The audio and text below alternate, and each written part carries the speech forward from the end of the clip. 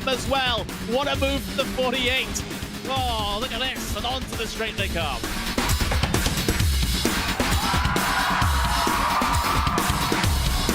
Brilliant move there from the number 40 to make it through. That left-hander sliding up the inside, going up now over Hawthorne Hill, down Pilgrim's Drop, and it's brilliant stuff here at Brands Hatch.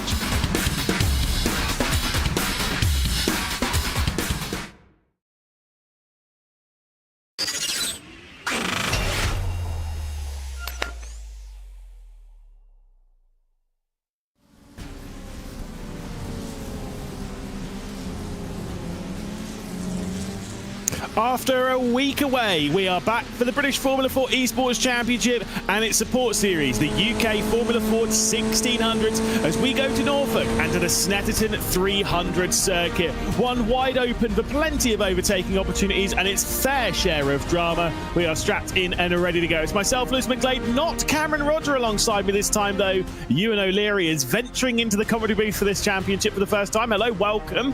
We're in for a fun evening here.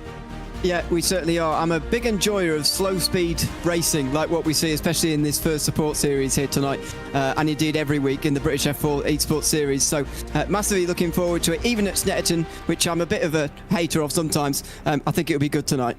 Yeah, we've got some tricky corners around the circuit and stuff for our drivers to nail, particularly around that final sector as you go through Bombhole and then down through into Coram and Murray's at that final bit out onto the centre straight. Really tricky circuit to navigate. We'll have a little bit of an onboard lap with a couple of drivers in the qualifying session, which will be coming up in a few moments' time. A lone qualifying session, 4 laps around the circuit. Might be tight to get all of those laps in, to be perfectly honest, around here, which is quite a long circuit, relatively speaking. Then we've got the 15-minute race, of course, the first of which set from the qualifying session. Then the spinny wheel will come out, reversing the grid for the second race between the positions of 5 and 10, and then after that it'll be ready to go for the British Formula 4 Esports Championship, which, by the way, in that one the top 2 are separated by just a single point. Over here though, in the Formula 4s, things are still fairly tight with 4 points separating the top 2. We'll talk about that in just a second because it's Donington Park, Thruxton, and those 2 are already done.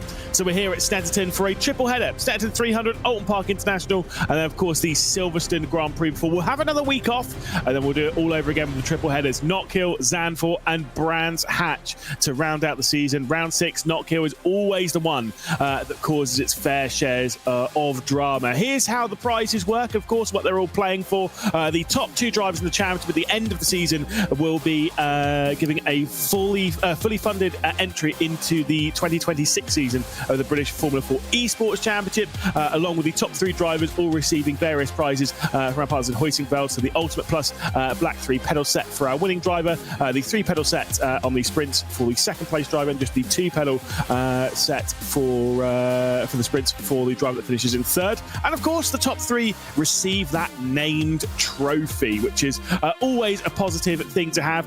This is where we're at on the points. Of course, Jaden Sherwood, who was victorious in the 4th race of the season, the previous race of course Thruxton, after a double podium. Thruxton now tops the points over Matt Kendall, who's in 2nd position, didn't get onto the podium once back in Thruxton, had a fair share of drama.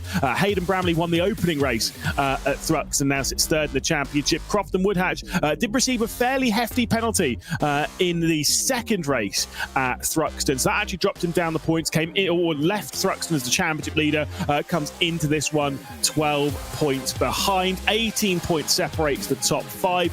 Incredibly close up there, but an important thing to note, yes, of course, we've got a long way to go in this championship, 6 rounds left, but in the UK Formula 4 1600s, all of these drivers will receive 2 full drop rounds, so that's something to keep an eye on throughout the season. If you do have a bad round, the likes of maybe you could classify Crofton Woodhatch as one, 3rd and 12th as potentially one of his worst rounds of the season. If that is the case at the end of the season, then, well, he'll have that one removed from his tally. We're on board with Sam Sanders, though, who's working his way around behind Charlie Summers. We're in practice, getting ready for qualifying.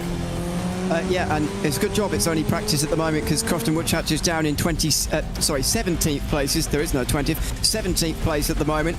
Good job that this isn't determining the starting grid, which, as you say, is going to be set by a qualifying session, quite tight for time. Just 10 minutes and 4 laps is indeed pretty much your entire time round here. The best lap in practice, 1:57.1 from Sam Sanders. We'll see whether that bears any relation to the qualifying session we're about to see. Yeah, normally it does to a certain degree, of course. One of the main things to note about these cars, tyre wear is not particularly high, certainly not, even around here in these conditions, not particularly warm out there.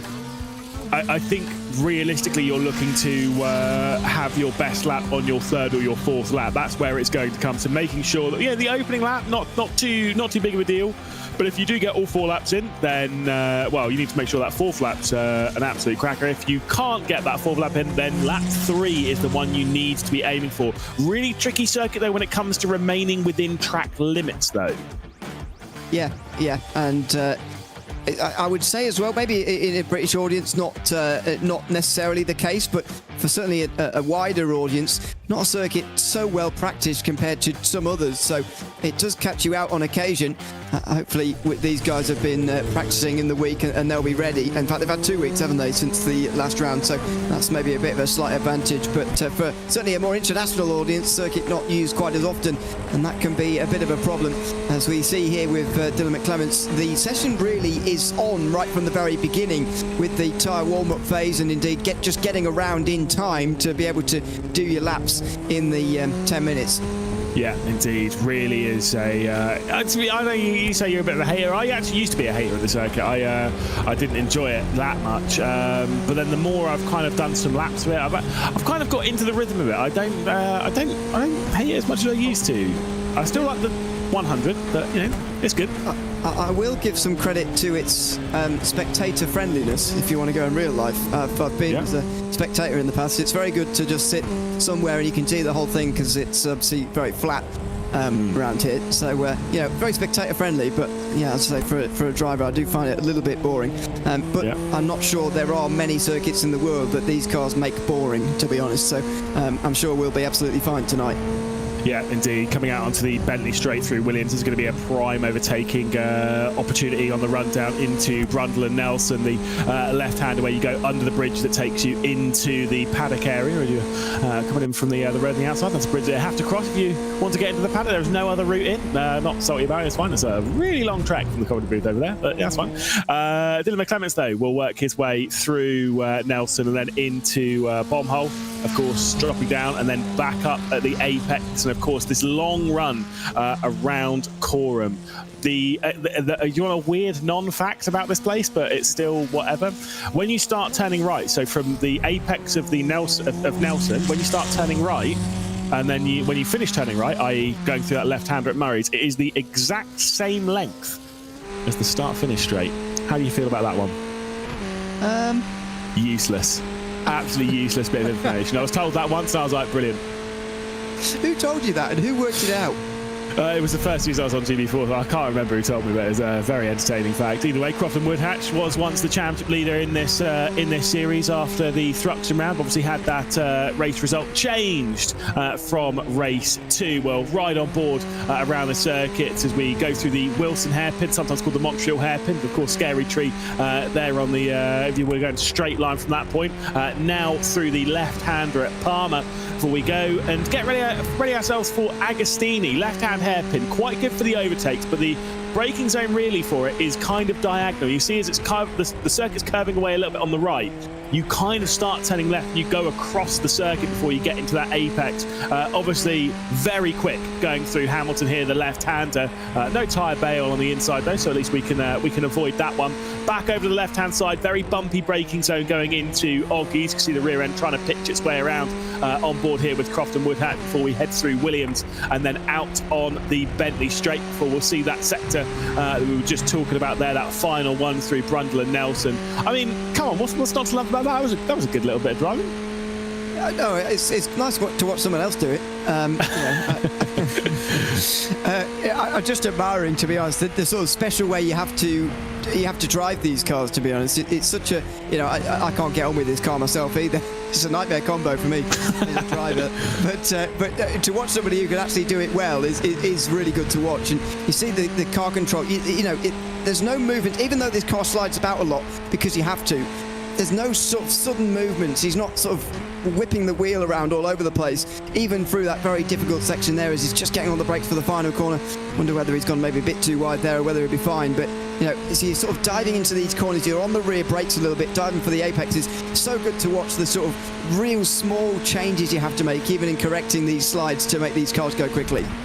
That lap did count for Crofton Woodhatch, goes to second position to the 22. Hayden Bramley, though, straight up onto the provisional pole position with a 57.818. With the time left in the session, they will only get the 2 laps. They will not be able to do the full allotment of their 4 time laps. They will only get 3 in this. They will get 4 in British Formula 4 Esports later on the night. Those cars being slightly, or to be fair, in realistic terms, significantly faster than these around here. We're on board with Franek Sikorsky, who's not had a particularly great season, has Sikorsky, one of our returning drivers from the previous season.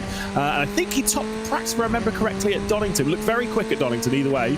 And then qualifying just didn't go well for him.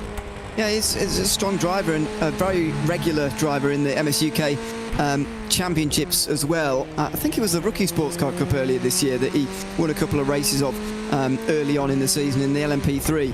I think that's the right championship. It was certainly earlier on in the summer when he was having some good races there. Yeah, can string a very, very good performance together, but we'll see whether tonight is going to be one of those. Starting up towards the front in 3rd position would certainly be a big help towards that as he now dives in towards the first of 2 very difficult braking zones at the back end of this lap. Brundle and Nelson does that rather nicely without really a hint of a slide on the way through that. Yeah, indeed. Flicks it through the right hander. We will probably see a fair few times come in at the moment. Few drivers that are further down. There goes Rebecca Morel up into 9th position. But Matt Kendall, one of those obviously higher up in the championship. Of course, second at the moment in the title race, not setting a time on that opening lap. Not too much of a drama, but must get one in now. Franek Sikorsky up towards line. What are we going to see when it comes to the world of improvements? Will Kendall be able to get a lap time onto the board? Crofton Woodhatch goes up on the provisional pole position. Matt Kendall moves up into 3rd. Hayden Bramley then beats him and goes up into provisional pole once again. Timi Milakangis goes up to 2nd, and Matt Kendall was up in a 2nd, now down in the 4th. We look at Sam Sanders. Yeah, it's all change at the top of the field. 0.4 of a second back here to 6th position and Sam Sanders. So not far off pole at all, but quite a few positions away from the top spot at the moment. That's just what you expect to see from this championship. Certainly it's what we've seen so far this season, and it's been fantastic to have that. It does indeed look like this will be their last lap times as well. So not sure quite what was taking them so long to get underway. I guess it's, you know, pit lane and getting onto the circuit and whatever, just take a bit of time. So they aren't none of them going to be able to use their normal amount of laps. I know Rebecca Morel set a time just in front of the others, but that was actually only the first lap time for Morel, so it is still 3 for her as well. So everybody gets 3. At least it's the same for everybody, but it's just a little bit less than normally. Indeed, for the rest of the rounds this season, I think it will be the normal 4. Interesting that you point that out, Rebecca Morel. Like I said, first lap time for her in the session. Odd that it took that long to get a first lap time in, and I don't mean that as in, you know, the first lap that would count. Obviously, we had a few drivers exceeding track limits. That was the first timed lap, so we'd just done an outlap, so probably missed a couple of minutes of the session early on. Maybe had a couple of spins on the outlap, but then I think that still would count as you starting. If you return to pit lane, it would still count as you starting one of your time laps. Either way, or at least one of your allotment of laps. Sam Sanders into the final complex corners, and this seems like it might be the fight for pole position here in the UK Formula 4 1600s. Here as we finish what could be the final laps of the session for these drivers. Sam Sanders up towards line, but what improvements are we going to get? This is the one where we're expecting the speedy times to come from. There is an improvement from Sam Sanders. Dylan McClements goes up into 7th. Sanders up into 3rd position. Jamie Hopper now up to 8th. Jaden Sherwood, championship leader, down in 10th position this qualifying session, having a mare at the moment. Yeah, really needed to improve there, but it's not, and indeed 11th now, just as I was saying. Jonathan Smith moving up to 10th position, and really that time being in the 58s is nowhere near what you need in this session compared to, you know, what pole is likely to be and what was always likely to be in the 57s. Even that small improvement would have got him into the top 10, maybe onto row 4-ish, but it's not a good lap time at all. What we have seen though time and again is the ability to move through the field, so hopefully that will still be fine. Yeah, Jaden Sherwood's been getting slightly better as the season's been going on race to race. Started the season with a 9th place, then a 6th, then a 2nd and a 1st. Hopefully that constant wave of improvement doesn't mean that we're now going to be on a completely downward trend, although from 11th position on the grid, it's not going to be easy, but with the way these race, especially around here, I wouldn't say that track position is the single most important thing. It's not the most vital. There is a little bit more... You've got an open opportunity to maybe do something else and move your way through the field. Either way, Hayden Bramley currently on the provisional pole position. I don't know if anyone's going to be able to beat them. I don't think Matt Kendall can finish off their lap time. It means that for the first time this season, it won't be Crofton Woodhatch starting from pole position. He started on pole for both of the races that we've qualified on this season. And despite that, I have to say, looking at the practice times, it's not totally surprising, actually. 4th place, I think, is still a good effort from Woodhatch comparing what he did in practice. Maybe he didn't do anything qualifying runs in practice. That's why he was all the way down in 17th. But even that showed that he was not necessarily on the pace that he has been at some of the rounds this season. And as you say, qualifying not the all be-all and end-all. The problem is going to be for Jaden Sherwood, if there's a break in the group in front, he'll be consigned to scrapping for whatever position it is, not for the win. Indeed. So Hayden Bramley then will start from pole position for the first time this season alongside Teemu Miller-Kangis. Sam Sanders will start from 3rd position alongside Crofton Woodhatch. Then Matt Kendall in 5th position with Charlie Summers starting from 6th, all within a quarter of a second. Dylan McClements, who's had a couple of showings of great pace this season, but unfortunately hasn't got the results to show it. Jamie Hopper will start alongside in 8th with Franek Sikorsky starting from 9th. Jonathan Smith from 10th. Rebecca Morell did improve late on in the session to go up to 11th, and Jaden Sherwood, the championship leader, starting from 12th place. Paige Dovenbow will start from 13th with Wan Shi Lin from 14th, Mario Ras, then Mark Winter, then of course Isaac Gabe, and then Jeffrey Decker from 18th position. Brandon Loudon, that's disappointing for Loudon, down in 19th position in that qualifying session, but it is what it is. They're all in position and about ready to go very quickly before they do start the race. Who's winning this one? Woodhatch.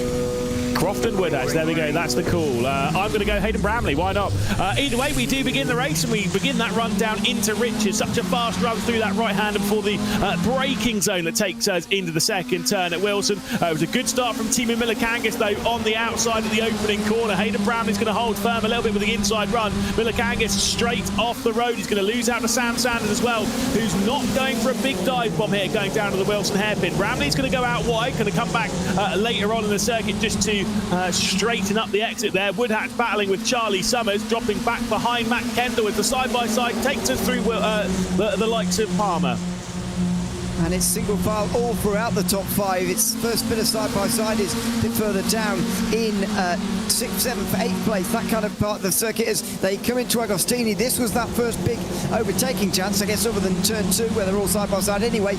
And we do see a few more moves being made. But again, the danger of allowing that front group to get away is very real when you're side-by-side through the middle sector like this.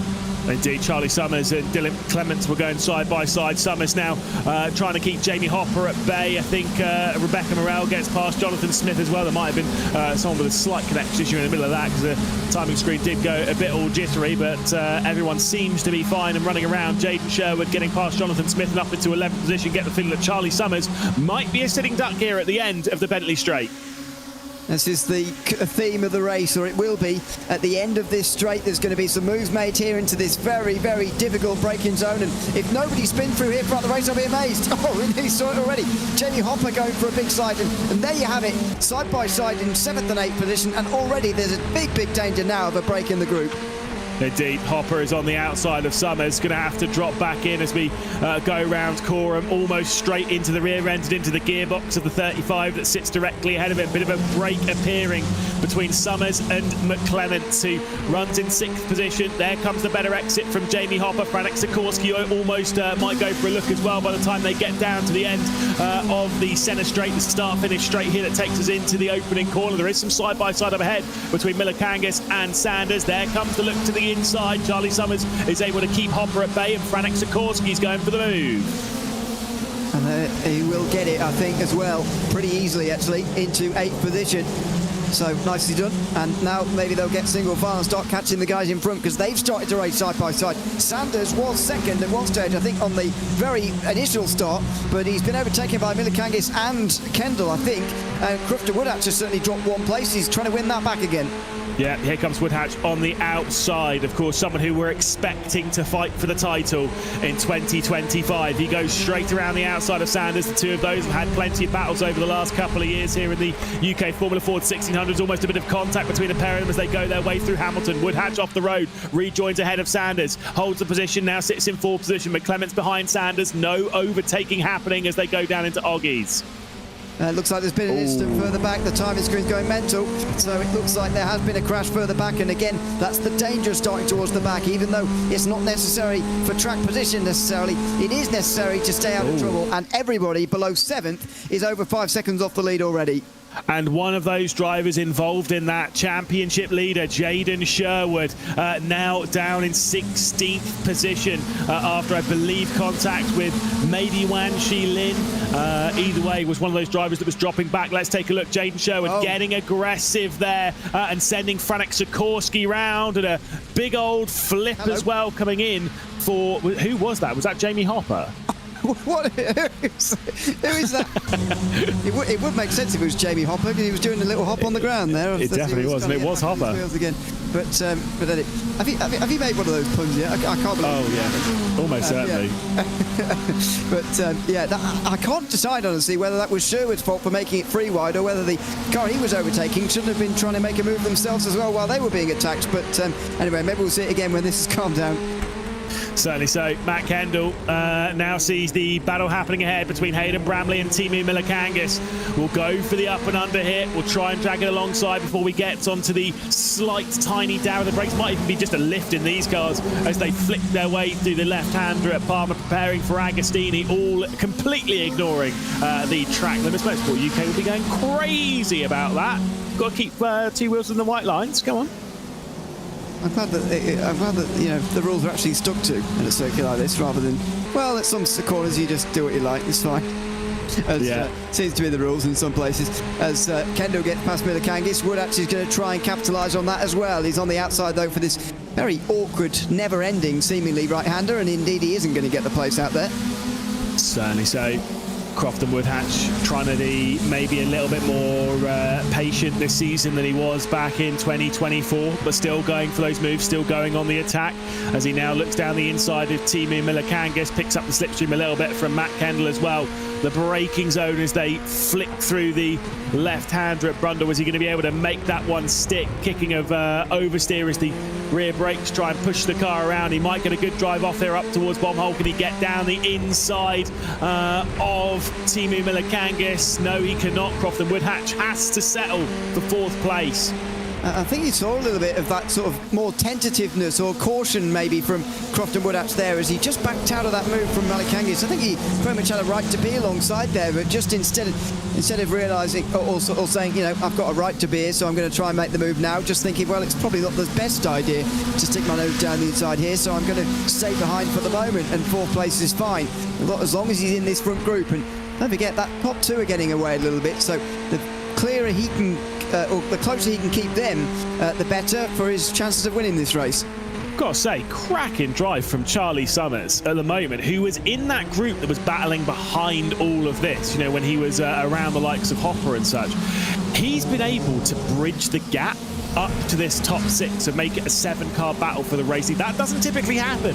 And it's normally, you know, with the way it is slipstreaming and such, if that top group can get away, they're generally away for the rest of the race. But Charlie Summers, just driving laps by himself, built a 5-second gap to Jonathan Smith and those behind, has been able to close in on this top group and now has the potential of looking at a podium, a victory, maybe something like that is on the table.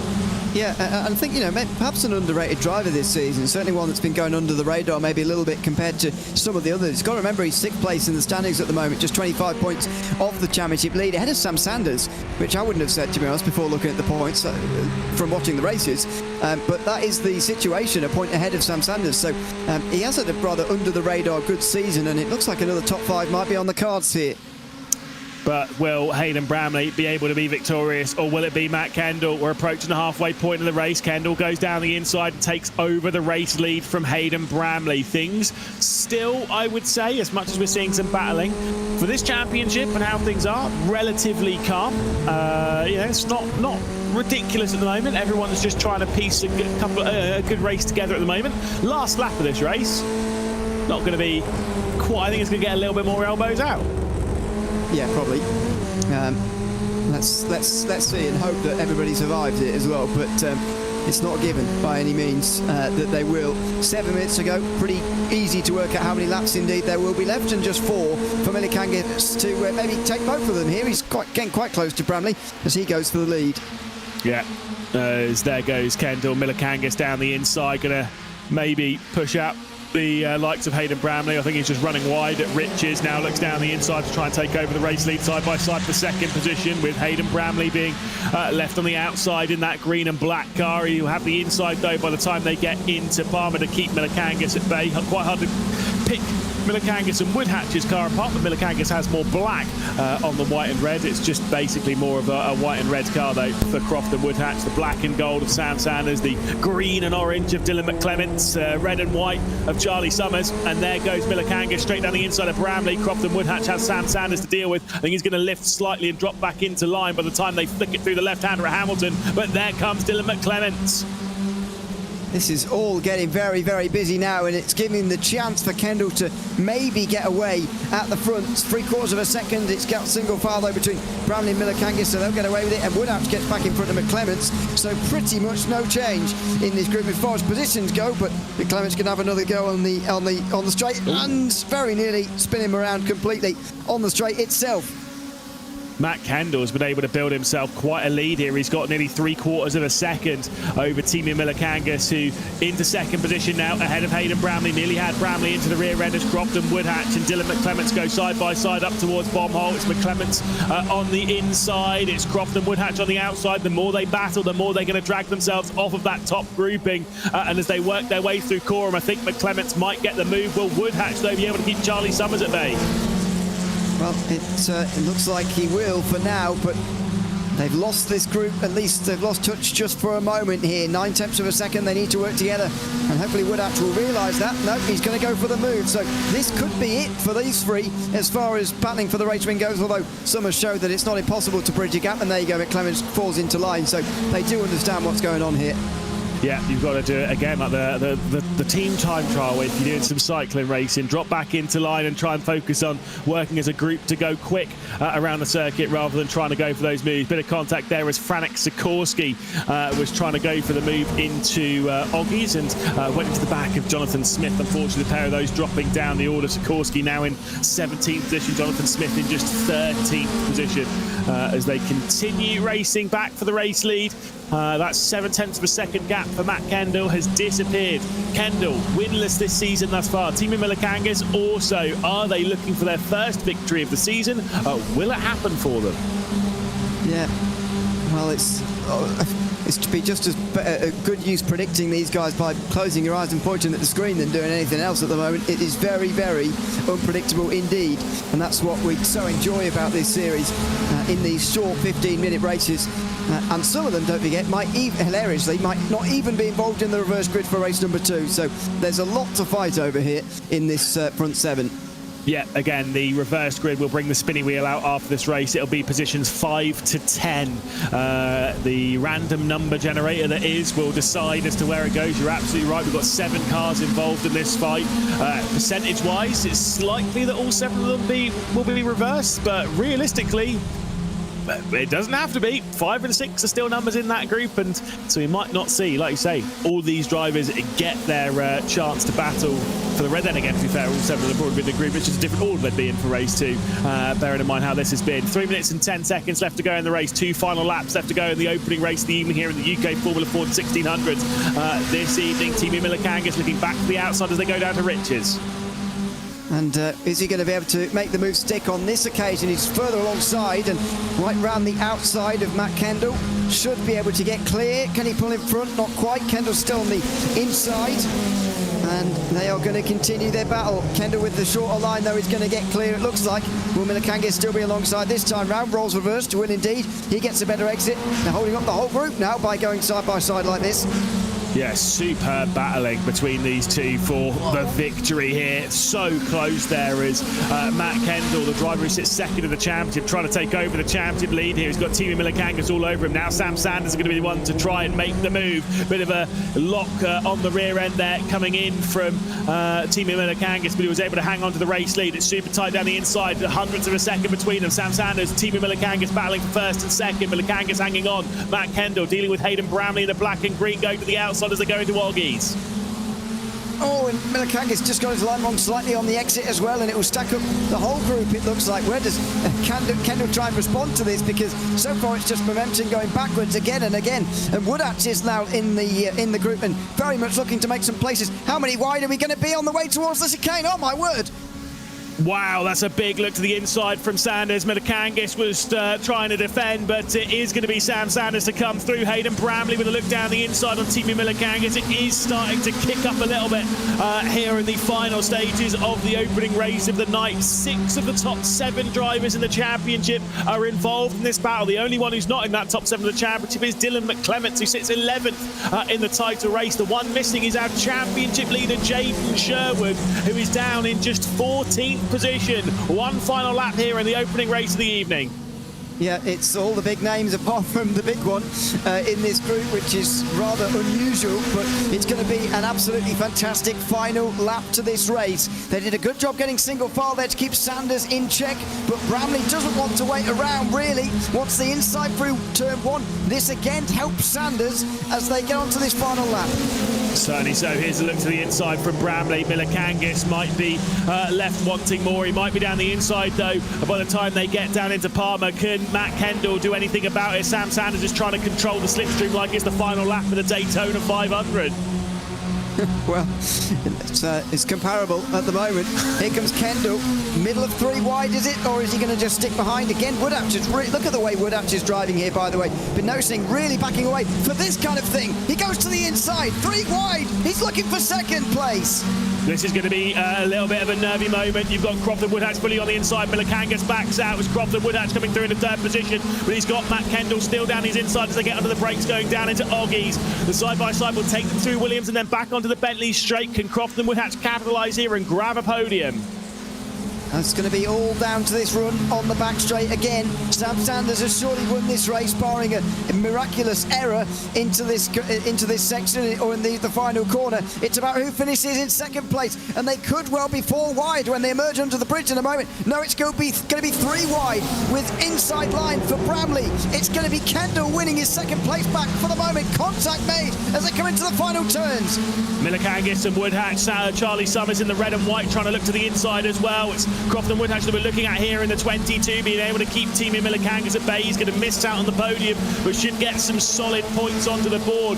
Round through and into this final complex of corners. Will there be any final dives coming in from this group? Maybe going a bit deep on the brakes there was Woodhatch, but he's able to hang on. And our first repeat winner of 2025 is Sam Sanders across the line. 7th champion coming into this, but I'm sure that'll move him comfortably up. Matt Kendall, who gets dropped down, his second position for Kendall. Bramley, then Woodhatch, Milakangis, Summers and Dylan McClements separated by very little across the line. A fantastic race to open our evening. And you do not expect anything else from these cars, even at Snetterton. It's a slipstreaming circuit in these cars. It becomes, and that's the kind of racing it produces. Sam Sanders, in the end, in the right place at the right time, I feel. It was very much a case of, I actually wouldn't have wanted to lead onto the last lap, but that's what effectively won him the race. As they started to fight for second place, there was no way he couldn't win in that scenario. Well, here we go. We'll bring out the spinny wheel to see who's going to be starting the second race of the evening from the reverse grid pole. The numbers between 5 and 10. 10's gone by. It might be 5. Will it sneak over to 8?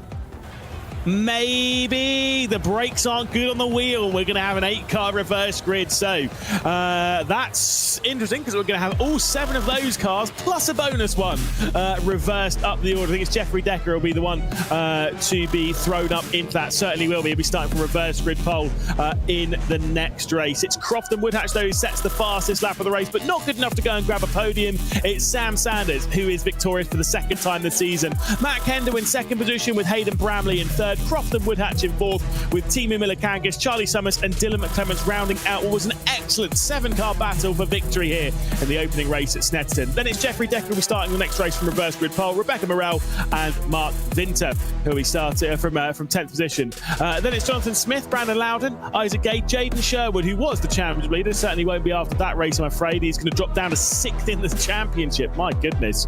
After all that, Mario Ras, Wan Shi Lin, Franek Sikorsky, Paige Dothenbaum, and Jamie Hopper having a bit of a bouncy time around the Snetterton circuit. Just so we know, I'm sure we'll be catching up with them in a moment's time. And Matt Kendall will now be the championship leader by 11 points. So that's a lot of fun. But before we get there, let's chat our way to our race winner because Sam Sanders is standing by. Let's have a little chat here. Sam, superb drive. What a victory. Broke away there on the last lap from the group behind. That was a little bit chaotic and, well, you made the most of the gap. Yeah, thank you. That was a bit sketchy the whole way through. I tried to kind of play it safe at the start and then got shuffled way back for doing so. So I thought last couple of laps, just try and make a move that you get through with, because the moment you're kind of stuck too wide in this car, it's just like it's a bottleneck and it gets so sketchy. So I was just quite fortunate with the way it came together on the penultimate lap. And then as soon as I saw everyone going 2-3 wide behind, I just breathed a sigh of relief and tried to focus on my lines for the last lap. Yeah, superb stuff. I mean, look, it's a great race, obviously making up for what might have been a bit of a missed opportunity at Thruxton. 4th place in a retirement there. Was that kind of what you were expecting back at Thruxton, for it to be a little bit more chaotic and then coming to a circuit like this, somewhere where you've got a little bit more control? Yeah, Thruxton was really hard for me because I had an equipment failure on that one, and so I was stranded on the grid, which was really, really annoying, and kind of come away from that, obviously way down the standings, and you kind of think, how can I best recoup for the next round? And so I've just tried to put all the effort I can into hot lap pace and doing the best job I can in terms of racecraft, and I'm just so glad to get it back on the horse for this round. And yeah, absolute blast. It was great cleaning racing throughout. Now, obviously, this is the time where I do break the news. I have seen it's already come through on Discord, so you might already know what the reverse grid situation is. 8th place is where you'll be starting. But it was a fantastic 7-car battle that you were involved in, so it's only one more than that. Surely there's you're feeling positive about this race? Yeah, I think so. I think there's definitely the chance for kind of groups to break away, if especially if people are kind of having too wide action for more than a few corners. So I think it's important to kind of have a clean break at the front and just try and do my best to get through, pick my way through. But I think as we saw in that one, 8th is not exactly out of the race. So we'll see what we can do. I'm excited for it. Well, best of luck, and maybe we'll catch up with you after race 2. Thank you very much. Cheers. There we go, Sam Sanders, winner of the opening race of the evening. Superb to see and superb to hear from him. But now we've got to talk to our new championship leader. Matt Kendall joins us back in the commentary booth. Obviously, you were on the podium both races at the opening round of the season at Donington Park. You now head the standings after an excellent return to the podium. Superb drive. What do you make of that race? It was a tough battle there for second. Yeah, very stressful. I wasn't convinced we were making it out of Nelson on that last lap intact, but luckily it all sort of worked out in the end. It was extremely tense.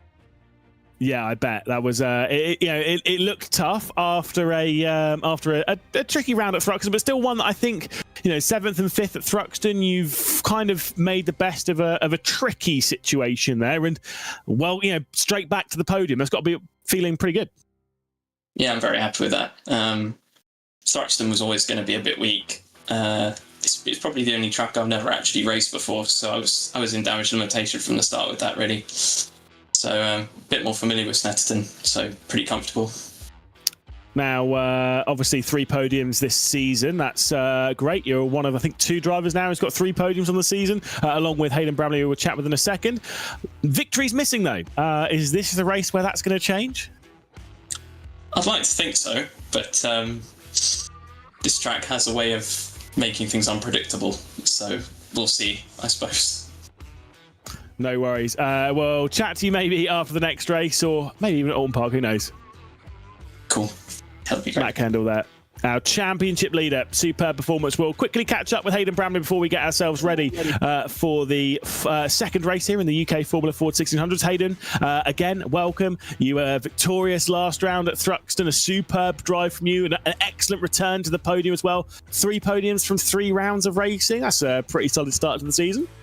Yeah, I definitely can't complain. I mean, obviously this race didn't go entirely to plan, but you know, for a track I hate, I'm not gonna be mad about a P3. It's solid all around, really. Obviously, you know, you've clearly got some good speed. The retirement from the previous race at Thruxton wasn't ideal. You obviously had 5th place in the second race. Jonathan, seems like the second races don't go quite as good as the first races on the evening. Is that going to change tonight? Well, I'm trying to hope so, yeah. Thruxton's a weird one. Donington was just sort of feeling out the field as well. You know, everything was quite new. But I've got a good gauge on, you know, how everyone's driving, what everyone likes to do, how everyone decides when to attack and everything. Yeah, so I'm feeling a lot better about this, and it's not as sketchy as, you know, Thruxton was, even though this race was a little bit sketchier than the Thruxton race was. I think this is going to be like a better opportunity to move through the field than the previous 2 rounds. But it's got to be quite entertaining. Obviously, a 7-car fight. There's not many championships in sim racing where you see a 7-car fight for the race lead, basically from lap 1 all the way up to the end of the race. It's got to be entertaining to be in the middle of. Well, part entertaining, part extremely stressful. You know, it's hard because it's not very traditional racing because of how draft locked it is. It's so much the mental game of it and trying to understand what people are doing. You know, and you get caught off guard by some people and you get pleasantly surprised by some people. But yeah, it's just it's fun, but it's also very, very hard on the head. Yeah, I can only imagine. Obviously, yeah, you're now second in the championship, right in the middle of the championship fight. Best of luck in the next race, keeping it out of trouble. Maybe we'll have 2 podiums on back-to-back races. Hopefully. Thank you very much. There we go. Hayden Bramley, like I said, right up there in the title race. We've got 4 minutes left of this practice session. We are almost ready to go for the second race of the evening. Great first race. Great groundwork made there by our UK Formula Ford field. But can they do it again? Well, I think it's going to be difficult to have a big group like that for the lead 2 times in a row. We've seen a couple of times this season in both championships, actually, where somebody has gone off on their own and won the race by a few seconds out front. I think the likelihood of that not happening both times is probably quite low. So I do suspect somebody will get away out front, especially considering it was a top 7, wasn't it, for that race mostly. It's effectively just that top 7 reversed with 1 other on pole. So it's effectively the same group again. All 7 of those, I think, were capable, certainly quick enough to actually break away like that. So I wouldn't be so surprised if there was a winner on their own, if you like, and then a battle for the other podium places. Yeah, I've been talking a lot on this championship over the last 2 years, the UK Formula Ford 1600s, and of course 3 years in the British Formula 4. I've always said there's a rule of how many drivers you can have involved in a battle. It always ends up being 6 is the maximum number. Past that, it lasts for about half a lap, and then you get chaos. That race we got 7, so yeah, maybe the rule doesn't necessarily exist. Spare a thought, though, for Jeffrey Decker, though, who grabs his first top 10 of the season and now will be starting from reverse grid pole with that battle pack behind. That's got to be a bit nervy. Yeah, that's a scary place to find yourself at the front. Certainly, I wouldn't want to be there. That's for sure. It's because it's, you know, so close quarters racing here, and the margin for error in terms of the actual things that you can get wrong, and then the consequences after it are quite severe. So it's not an enviable place to be in at all. I wouldn't be surprised if he actually lets a few go, to be honest, in that first lap, and just thinks, you know, I don't want to be here. Let's just let a few of these maniacs past. Or maybe it's time to turn the banter scale all the way up to 10 and just give it a go. You know, why not? I will talk briefly on the championship. I did mention before there the updated points of championship after that race. Matt Kendall was your championship leader on 160 points. He's 11 clear of Hayden Bramley. Crofton Woodhatch and Sam Sanders are both on 144, so they're locked on the same amount of points. Timo Miller-Kangas, Jaden Sherwood though, with what was it, 14th position in that race, drops down to 6th in the standings. It's got to be a bit of a tough hit for somebody who went so strongly at Thruxton. Yeah, and also it's not, you know, it's race one as well, I think, which is what makes it worse, because you've got to sort of come back from that, not only in the rest of race one, but also in race two as well. It's not like there's a full reverse grid to put you back up towards the front to sort of redeem yourself. You've got to do it all yourself, which I do like in a way. I'm glad we don't reverse the whole grid in this series. So it does mean he's got a lot of work ahead of him, but if he wants to save his season, then he'll have to, because yes, there are 2 drop rounds. You don't want bad drop rounds though, because it gives you no safety net to fall back on in those last rounds, which will make you feel a lot more nervous than if you've got some good drop rounds that you're taking away from your score. 100%. I think looking at the previous 2 seasons, if you look at those that are right up there in the championship, yeah, I think I mean, Henry Moore's the best example, as we can see them out in practice. Pretty sure Henry Moore's worst result over the whole season was in the last race. I think he retired the last race, and I think the other 15 races he was on the podium. So, you know, there's someone that could teach you how to drive a Formula Ford around here. He's someone that knows what he's doing. He's obviously getting ready for the British Formula 4 Esports Championship. And I think he's fresh received his, he's passed his driving test as well. It's scary having all these young people around, isn't it? What? Yeah, right. 17, and he's doing all that. Scary, isn't it? Or is he late? No, he's 17. 17? Yeah. Good grief. Yeah, right. I wasn't doing that when I was 17, that's for sure. What's it, mate? I wasn't driving test either, in fairness. No. No, same. I didn't pass until I was 25. you were doing a lot more in sim racing than you were in real life, actually. He's doing both, so there you go. Yeah, yeah, exactly. Maniac on the racetrack and on the roads and on the kart track, and just everywhere. Cracking speed though. So we'll see in that lot coming up, of course, later on in the evening in the British Formula 4 Esports Championship. Now it's almost time for me to take a deep breath and run through this grid as quick as we can, because we don't have long before this race. Only 60 seconds to get through the 19 cars on the grid. It's Jeffrey Decker starting from reverse grid pole with Dylan McClements, Charlie Summers, Timo Miller-Kangas, Crofton Woodhatch, and Hayden Bramley, along with Matt Kendall and Sam Sanders, who were in that 7-car fight for the previous race victory. Rebecca Morell will start from 9th position, with Mark Winter starting from 10th. Jonathan Smith from 11th, and Brandon Loudon from 12th position. Isaac Gade, then Jaden Sherwood, the championship leader, coming into this round. Obviously not into this race. Mario Ras, Wan Shi Lin, Frank Sikorsky, Paige Dopenbauer in 18th position. The final driver was Jamie Hopper after an instant going into Oggies. They are almost fully in position and ready to go. Very quickly, pick a driver out of the hat. Ewan O'Leary, who's winning this race? I'm going to go for Miller-Kangas. Why not? Oh, I'm going to take your one for. I'm going to take your bet from the previous one and go with the number 22, Crofton Woodhatch. We are awaiting for one driver, which is Hayden Bramley, to put himself into position. There he is, 15 minutes onto the clock, ready to go racing for the second time this evening in the UK Formula 4 1600, with Jeffrey Decker starting from pole position ahead of 7 cars that were all battling for victory in the previous race. It begins down into Richards with a perfect start, of course, as you'd expect from our pollster to there. Straight into the slipstream comes Dylan McClements, looks to the outside going into Richards. Is he going to go full send around the outside? The answer to the question is absolutely yes. Will he keep within track limits? Just about, as we go through Richards, then down into Wilson, the opening hairpin, of course, around the real first braking zone, the first test for the drivers. And Decker, well, he's not letting anyone go here. He is keeping his elbows out, trying to hang on to the race lead. Yeah, because I guess there's no sort of half way of doing this. If you're going to let people through, you sort of have to let the whole field through and get out of this, or you battle at the front, try and stay out front where it's a little bit less chaotic for now, and that's what he's decided to do. And it is probably the right call. As they come down towards Agostini, he's now defending this place as well. He's definitely here to stay, and it's a good idea as well, because, as I say, it's either got to be right at the very front or right at the very back. The midfield is just going to be trouble. That was Jaden Sherwood off the road going through Agostini. We keep our eye on Jeffrey Decker, 0.4 of a second up to Dylan McClements. Charlie Summers being passed by Timi Milikangas, who gets around the outside going into Og. He's got to say, love this livery on Jeffrey Decker, mostly because the obviously the bright yellow, lime green Valentino Rossi yellow highlights. You know what I'm like. You're sat there being like it's disgusting, but that's fine. You probably prefer Dylan McClements' car because it's not quite Manthey Porsche. There's a bit too much orange on it, isn't there? No, it's a bit like that BMW Z4 that used to be in British GT, which I absolutely loved. Anyway, classic. As I'm sure it's only because it's a Z4 though. Oh, I don't. It wouldn't on every other car, rubbish livery, but on that one, yeah, great. That's mine. You are right. I'm not a particular fan of that one. I must say. You know me too well. That is not great.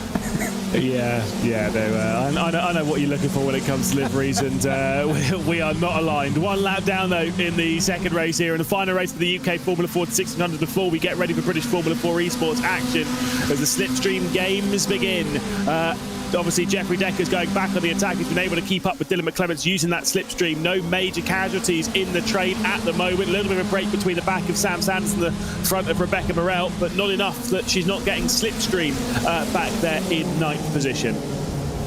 Surprisingly single file, I would say, at the very front for a reverse grid race. But as I said just before it, the top 8 effectively the same as the big battle for the lead earlier. So you can, I guess, understand a little bit why they're a bit nervous of fighting, and they're just sort of waiting for the latter portion of the race because they know that any sort of fighting at this stage will just get them off the back of the group. Even Jeffrey Decker's taking his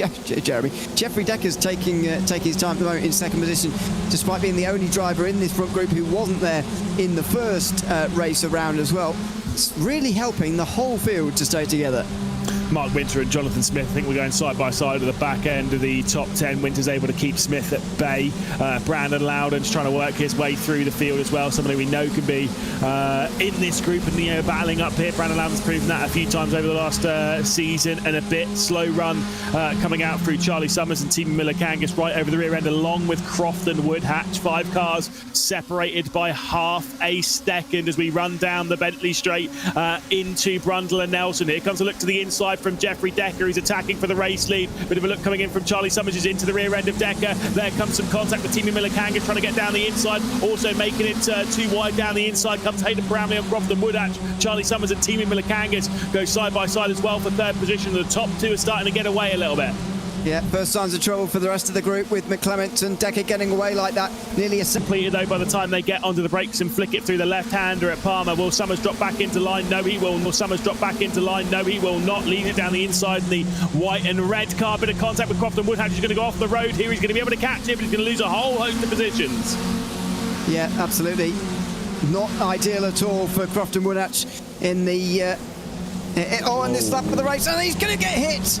3 wide moment as they were coming towards the hairpin. He's going to get away with it. Has he got damage? He might well do, but that was big contact.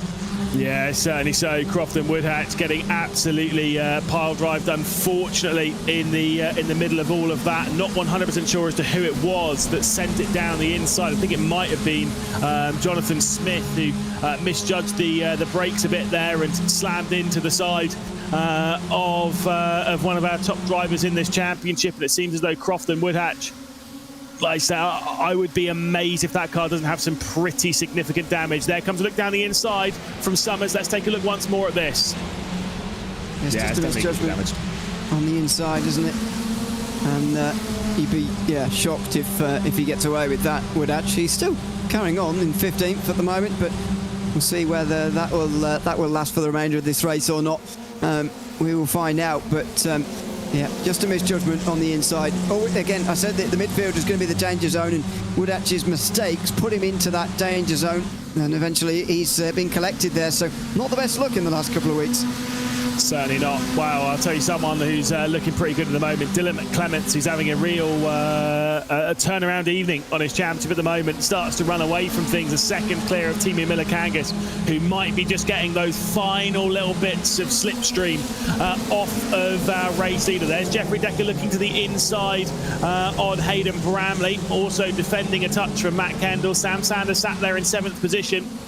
obviously ready to pounce on any opportunity. Rebecca Morel back in the fight. Brandon Loudon back in the fight as well. It's a tough train behind with some side-by-side there for 5th position, Decker and Kendall. Well, I guess maybe not surprising, but notable that Sanders hasn't made too much progress from the start of this race yet. Still in the 7th place at the moment. As Kendall and Decker continue their fight, he'll try and take advantage of that. And they now come towards the left-hander at Hamilton.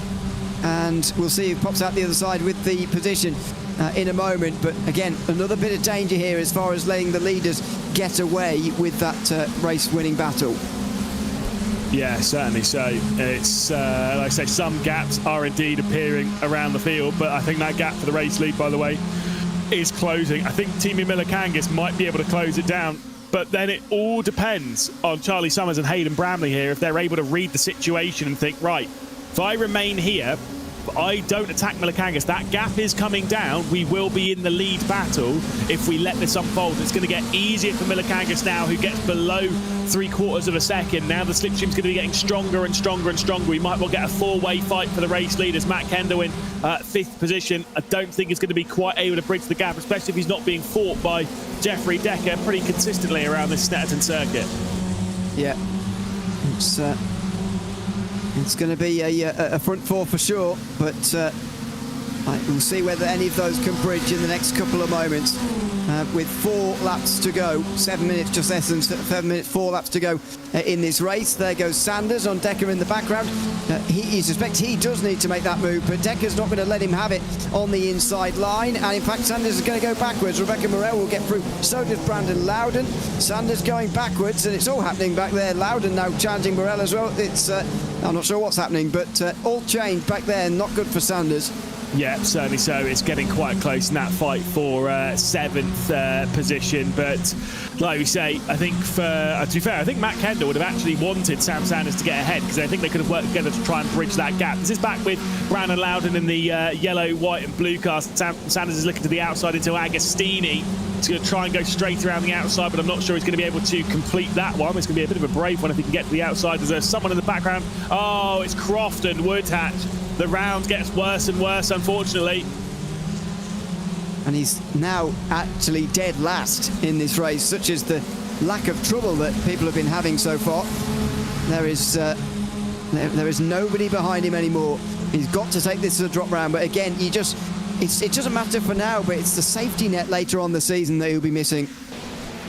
Yeah, indeed. There's another look. Jonathan Smith into Crofton Woodhatch. That was earlier on in the race. This is how Crofton Woodhatch went around. He's battling with Franek Sikorsky, made contact. I think with the damage on his car, it was probably quite easy to spin. Pretty fragile in that point of the race, down to 19th position.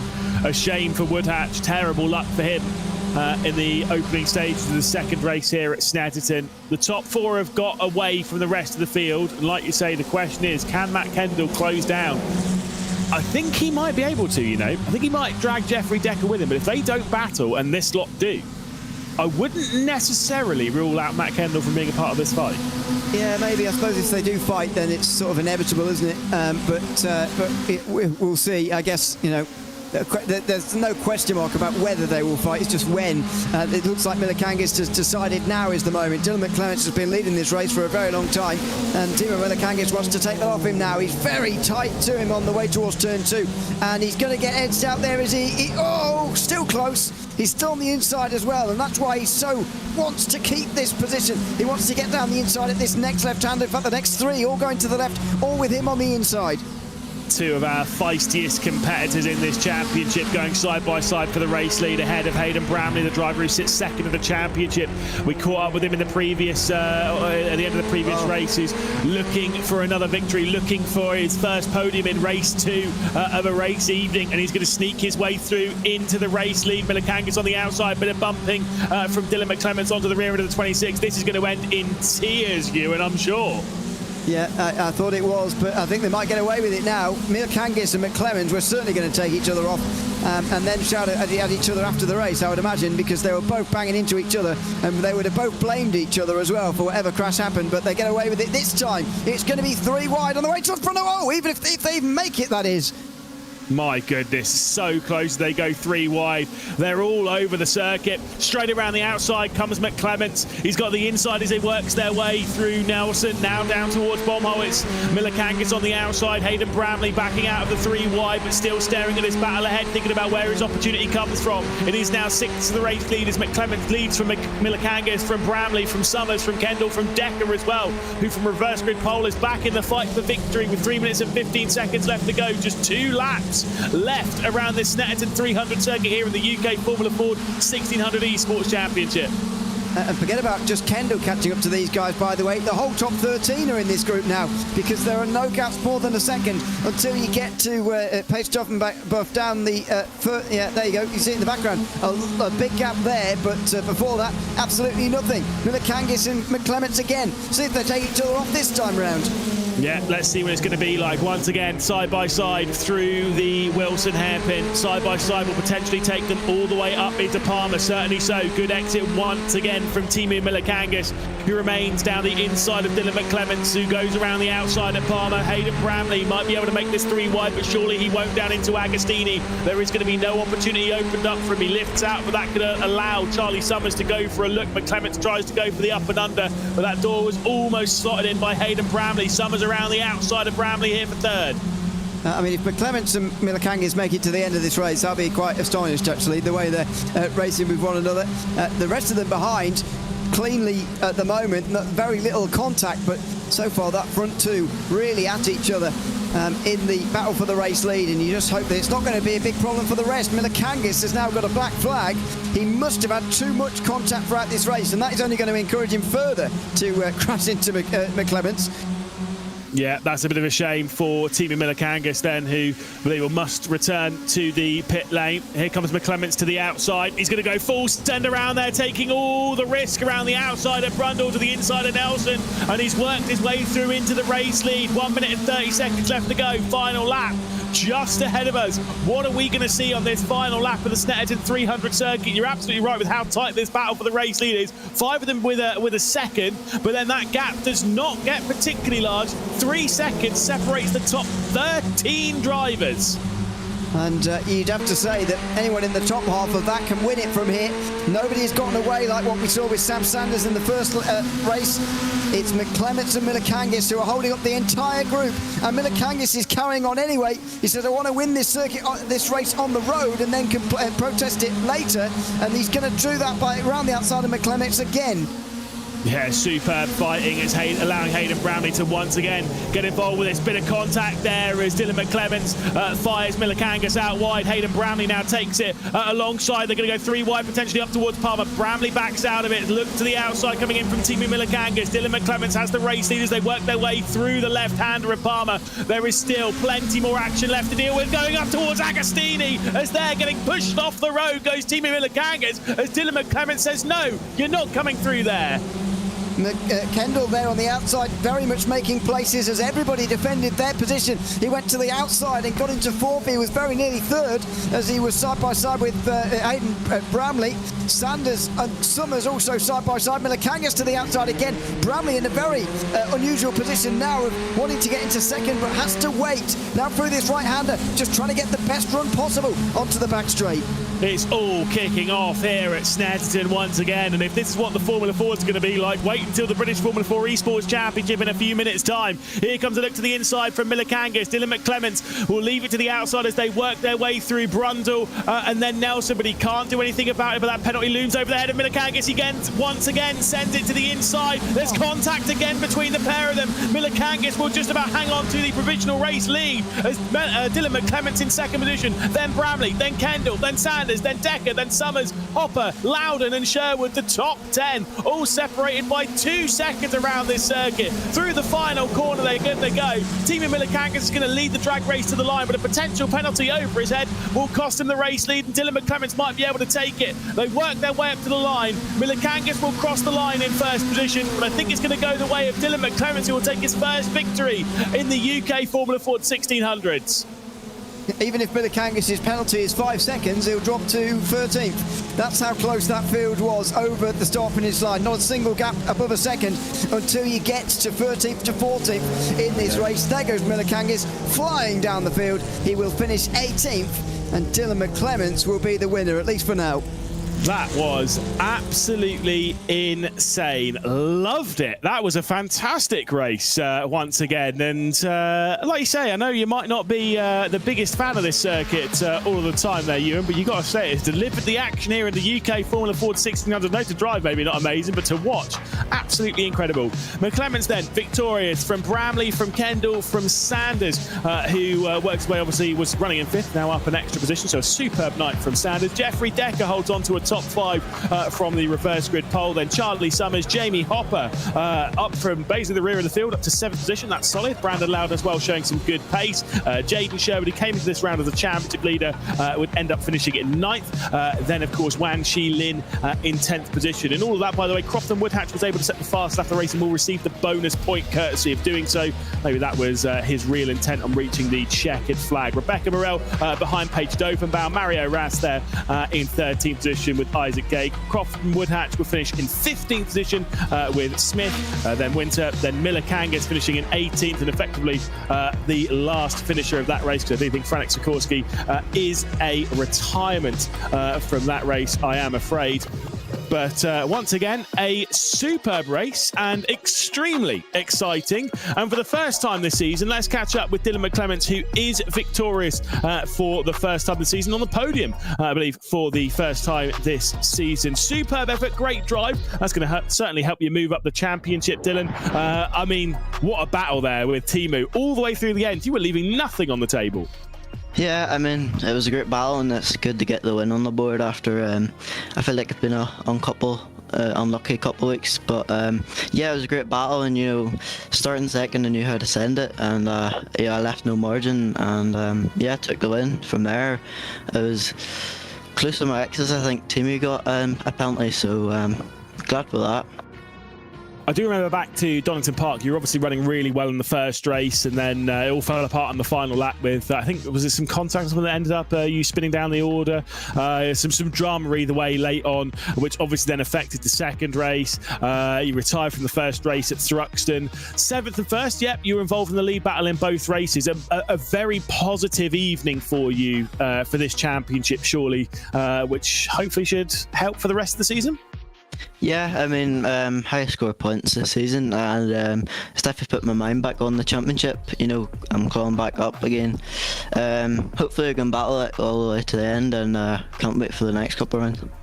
Well, we'll keep our fingers crossed there, Dylan. Great drive, great victory, and welcome to the podium as well. Cheers. Hope to see you soon. There we go. Dylan McClements, I'm sure we'll be seeing a lot of as the season unfolds. Let's talk to our top 2 in the championship, starting with Hayden Bramley. Of course, second in that race. Another solid drive, another fantastic podium. Hayden, obviously, finished 3rd in the previous race, 2nd in that one, 4 podiums this season. You keep racking them up. And again, another brilliant drive right in the middle of that battle there. That must have been a bit scary. Yeah, that was... I didn't want to get involved because I saw them almost wrecking each other every single lap, like almost every corner. But when you've got pressure from behind, and thankfully Matt realized that it's not a good fight to get involved with, so he started backing off as well. But yeah, I mean, I tried once or twice and it almost wiped me out. I ended up with wheel damage, and I got flashbacks to last round because it was a very similar situation. But yeah, that was really, really scary.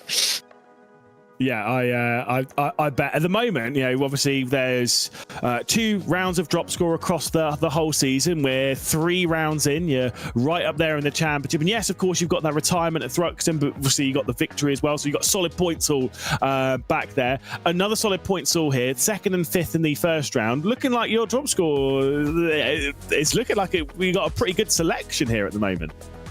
Yeah, well, I didn't actually know we had any drop rounds, so that helped me calm down a little bit after last round. But considering the points I could have scored last round, and to still be as high up in the championship and as staying competitive within the title fight, it's really keeping me of sound mind. it kind of messes with you a bit, or it messes with you a little bit, where you go into the final round, you don't actually really know. And I mean, personally, I can't be bothered to calculate all the drop scores and everything. So it kind of takes a bit of unsurety out for me, because I know that my drop round, like I already know what my drop round's hopefully going to be, and I know it isn't actually that bad. Yeah. Absolutely, making the like I say, if you drop it, it's not too big of a deal at the moment because you're scoring pretty consistently. Don't worry, you don't have to. You drive as well as you can. I'll deal with the drop scores and such. Yeah, we'll see you in a week's time at Oldham Park. Great drive, 2 podiums again. Thank you. There we go. That's Hayden Bramley, of course, the driver who sits second in the championship. Will return to the championship leader, of course. 4 podiums from the opening 6 races of the season. Matt Kendall joins us once again, second and third, similar to what he had back in Donington Park. It was third and second then. Proving to be a very consistent driver in this championship, Matt. Once again, right in the middle of the fight, but picking and choosing the right opportunity every single time, it seems. Yeah, I mean, it's. I'm very happy to be driving the way I am at the moment. Mainly, the main motivator is to just be consistent, as you say. Something I learned very early on. Best way to win a championship is score points. So that's the motivation behind the driving at the moment. Yeah, certainly so. Obviously, over the last couple of seasons, generally speaking, we've kind of had, even from quite an early stage, 2 drivers that really kind of stand up above the rest of the field, and they almost become like the main focus of the championship fight. This season, I don't personally necessarily feel like that's the case. It feels like there's a large group of you. I know obviously we're still quite early days. Is that how it feels behind the wheel? Is there like a certain other driver that you're looking at as being your main championship rival at the moment, or is it still like quite open for you? Because I know we're still pretty early days and everything's pretty tight. At the moment, I feel like it's quite early. There are so many strong drivers that every race feels to a point like it is right place, right time.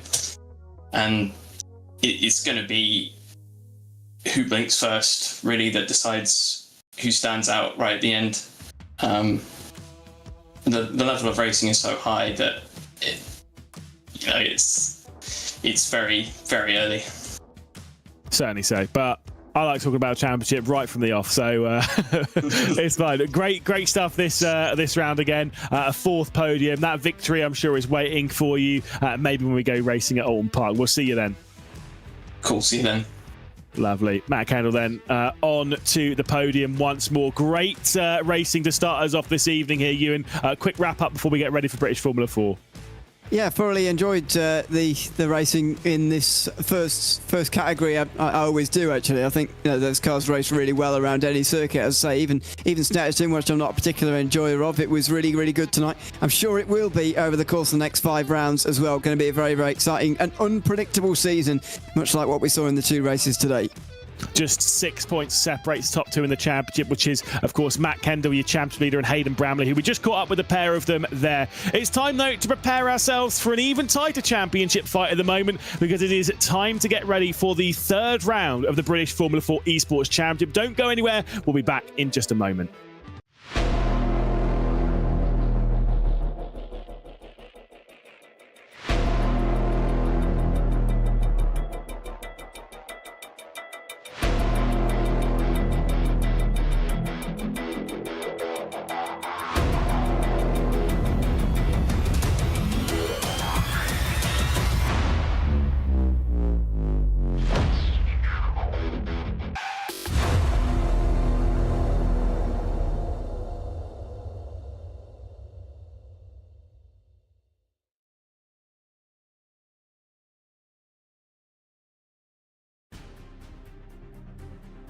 We're back and ready to go for the British Formula 4 Esports Championship, returning for round 3 of the season here at the Snetterton 300 circuit after 2 thrilling starts to the season and 2 excellent rounds of racing at Donington Park and at Thruxton. Leaves just 1 point between the top 2 in the championship between Henry Moore and Danny Moreno. We'll talk about that in a few moments' time. Qualifying is about to get underway. There are 10 minutes around this circuit and 4 laps to complete. With all that, we'll set the grid for race number 1. 20 minutes onto the board for, of course, that reverse grid race that seems so important in this championship. Race number 2 coming up after that, and it is potentially a big reverse grid. We'll roll you through the prizes again. The winning team receiving £2,500, £1,500 for second, and a grand for the third place team on the team's championship side of things in that £5 prize pool. And of course, the top 3 teams will also receive 1 full day of single-seater simulator use, the base performance simulators alongside an engineer, which again has been super helpful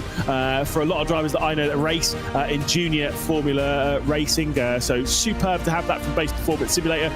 Also, the winning team receives 4 hospitality tickets to a round of their choice next season's Wearer Tools British Formula 4 Championship. And of course, we have the pole position award presented by BPS. The driver with the most pole positions in the season will win that BPS FW1 steering wheel and the BPS DDU as well. So always good to have an extra little screen of display, a bit more information ahead of you. So superb prizes there. Let's take a look at the driver standings coming into it. Henry Moore by a single point leads from Danny Moreno, who took that excellent victory in race number 1 back in Thruxton. Matt Caruana in 3rd position with Remy Gilbert in 4th.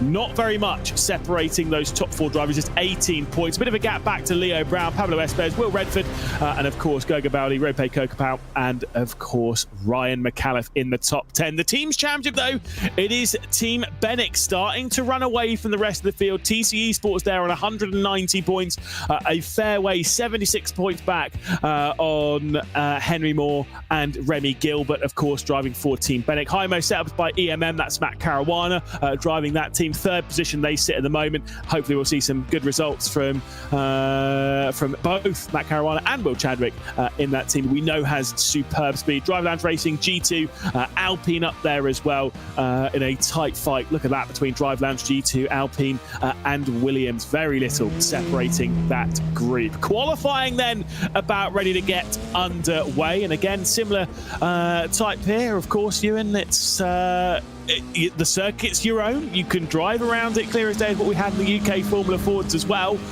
But of course, such a quicker car around here. Yeah, visibly different, and we'll go on board in a moment and see just how different you have to drive one of these as well over the course of a lap.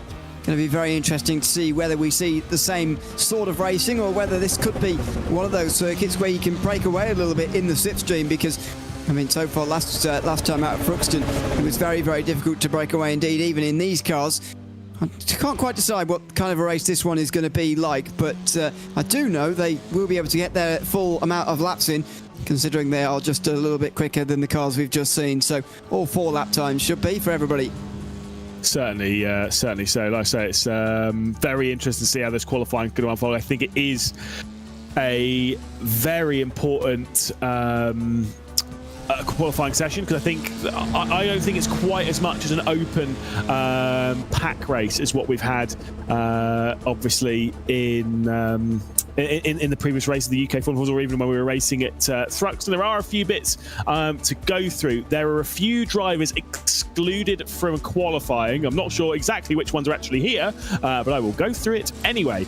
We have the following list, and that is quite a list. We've got Will Redford, who I don't believe can go out in qualifying. Shomi Shintani, I think, is also excluded. I think Mia Rose also excluded and has a back of the grid drop for race 2. Beckham Jasir excluded, and Alexander Strabel all not a participant in this qualifying session. I believe, I could be reading the spreadsheet wrong, but I think those two are not. A lot of drivers are not able to go out in this qualifying session, whichever ones are here. Yes, and that will potentially be a real handicap at this particular circuit because of the lack of ability to move through quite so quickly in this series. I guess it's the case any of the circuits really. The track position itself is rather important rather than the ability of overtaking. It is the good sort of getting caught behind stuff, as we've already talked about. But this is on board with Augustin Tulasi. Just look at the way that the car is a lot more pinned to the ground and a lot less oversteer correction needing to happen in one of these F4 cars.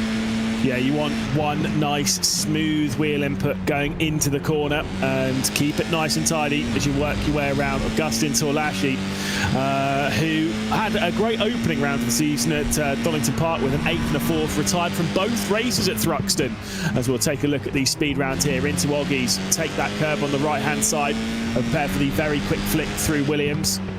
So you've got to nail this one because of the run out onto the Benny Straight. Can't use too much of that on the left-hand side. The car kind of wants to roll out there, especially when you're in a pack and you've got that dirty air being put onto the front wing. It does cost you quite a lot going through there, and it'll push you out onto those curves. Into this complex of corners at Brundle and Nelson. Such a fantastic complex of corners in these cars. When you hook it up with the downforce into the fast right-hander at Bombhole, completely pinned through there, not a problem. And then depends how brave you want to be through Coram here. You see, basically keeping it pinned. Then there's the lift. Not really a dab of brakes until you reach about the second set of bollards there on the right-hand side. Flick it into the left-hander through the final corner, and then out towards the line. Augustin Torlashi, again, driving in that TC Esports team, who have been the star of the show, I think, so far this season. Second place is far better than we were expecting from them. Yeah, I think so. I mean, there's a big runaway leader in the championship standings, that's for sure, with Team Bennett, but TC Esports have been strong so far. I guess that you know, it maybe shouldn't be as much of a surprise, because Danny Moreno and Augustin Torlashi are not bad drivers by any means, but nevertheless, it is just a little bit to have them up into second position, a little bit of a surprise at this stage in the season. We'll see how long it continues on for. Personally, I'd like to see a bit of a fight for it, but if Henry Moore and Remy Gilbert continue on the way they're going, then it's going to be a one-horse race in the team's championship this season, and they're currently 1 and 2 here as well. Yeah, again, running pretty strong on those opening laps. Henry Moore at the moment in position for your base performance simulator pole position at present, looking for another one. Again, started out the season with a pole position, did not have pole at Thruxton though. That was Danny Moreno. Those are the two drivers that share the pole position. Remy Gilbert has qualified. He qualified in 6th position in the opening round of the season. I think he qualified in 8th in the previous, so slightly better form from him as we ride on board with Ryan McAuliffe. Getting that very difficult chicane right, or trying to. You can see the way that you can actually take a bit of a different line there. They actually stay a bit further to the left as they're actually coming through the left-hander of Brundle to sort of open out Nelson, and then the run out of that corner, because it is a bit of a run. It's not as much of a corner, the momentum blocker, as the Bombhole corner is at for the Formula Fords. So there's a bit more of an important exit needed out of there. That's why Mikalev now comes up towards the line. We'll see where he gets to. It's not a 10-second lap time. It's just because he faded out and in again. He does move up, though, into 4th place. Superb effort. Danny Moreno, though, up into 4th. Stanley Deslandis now goes up into 3rd. Iggy Smith on the return to the championship up into 5th. Matt Caruana did improve up into 6th position, but no one quite able to touch the Team Bennett duo running 1st and 2nd in this qualifying session. Henry Moore, at the moment, championship leader by just a single point over Danny Moreno, the driver who's in 4th position. Matt Caruana, who's 3rd in the championship, sits 6th in the session, but getting the important assistance from his teammate, Will Chadwick, who finds himself now 7th in this qualifying session. Chadwick has only finished 19th, 14th and 16th so far this season, and a retirement from one of the races. Not a good start to the season from Chadders. No, and we'll see whether he can improve on that. It just feels like the momentum or the look that he's been having is not going to be conducive particularly to a bounce back here this week, but you never know. Maybe the week off will just reset things a little bit and he'll get a good result. But a top 10 in qualifying is a good place to start. I think the problem sometimes this season has been ending up in the midfield and then getting caught up in someone else's incident. It's a lot harder to do that when there's only 6 in front of you, and that's what he's got at the moment. Yeah, I don't believe that everyone's on ridiculous push laps at the moment. I think there might be some drivers that are trying to calm things down a little bit, getting ready for the final lap of the session. They should be able to get their allotment of 4 laps in here. That said, we'll keep an eye on the likes of Will Chadwick, who we're looking at here, whereas Remy Gilbert, who, when we were riding on board with, I mean, maybe it was just because it was buttery smooth, but it didn't look like it was a super push lap to my eye. And I think as he kicks it through the final corner to begin his final qualifying lap of the session, now I think everything is going to get turned up just a touch, and we'll see what he's able to do. Is your butter smooth? Mine's kind of bumpy. Anyway. Well, hopefully it's not grainy. It's not that at least, but there you go. Yeah, we'll see what he can do on this last lap time. I personally think Henry Moore's got enough with that lap time. A 46.0 I think will be fine. It's not a big gap, but in the context of the rest of the field, that is quite a big gap, I think. And so I reckon that is enough. But let's see as these final times come through. Leo Brown hadn't even set one towards the front before, and he just moves up to third place. So there can be late lap times. We might see a few here. Again, the closely affiliated team there of Team Bennett. Leo Brown drives for the Drive Lounge Racing. I know they keep a very watchful eye on this championship. Leo Brown's a superb driver, now moves up the order then into third position in the 33. Can there be any improvement from Remy Gilbert? At the moment, he works his way out onto the back stretch. His previous lap time was a 1:55.5, so it was that back-off lap time that we were expecting. Pablo Espes did exactly the same thing, so it seems like they've done 2 push laps and then a call. Matt Caruana was the exception to that. He set a 46.170 on the previous lap. Will his tyres be able to remain alive for the final push around the circuit? Iggy Smith's qualifying sessions come to a close. Same with Will Murdoch. They've both pulled out of the session of the hunt for the BPS pole position. See whether Gilbert's done enough here on this lap time to get over Henry Moore's lap time of a 1:46.061.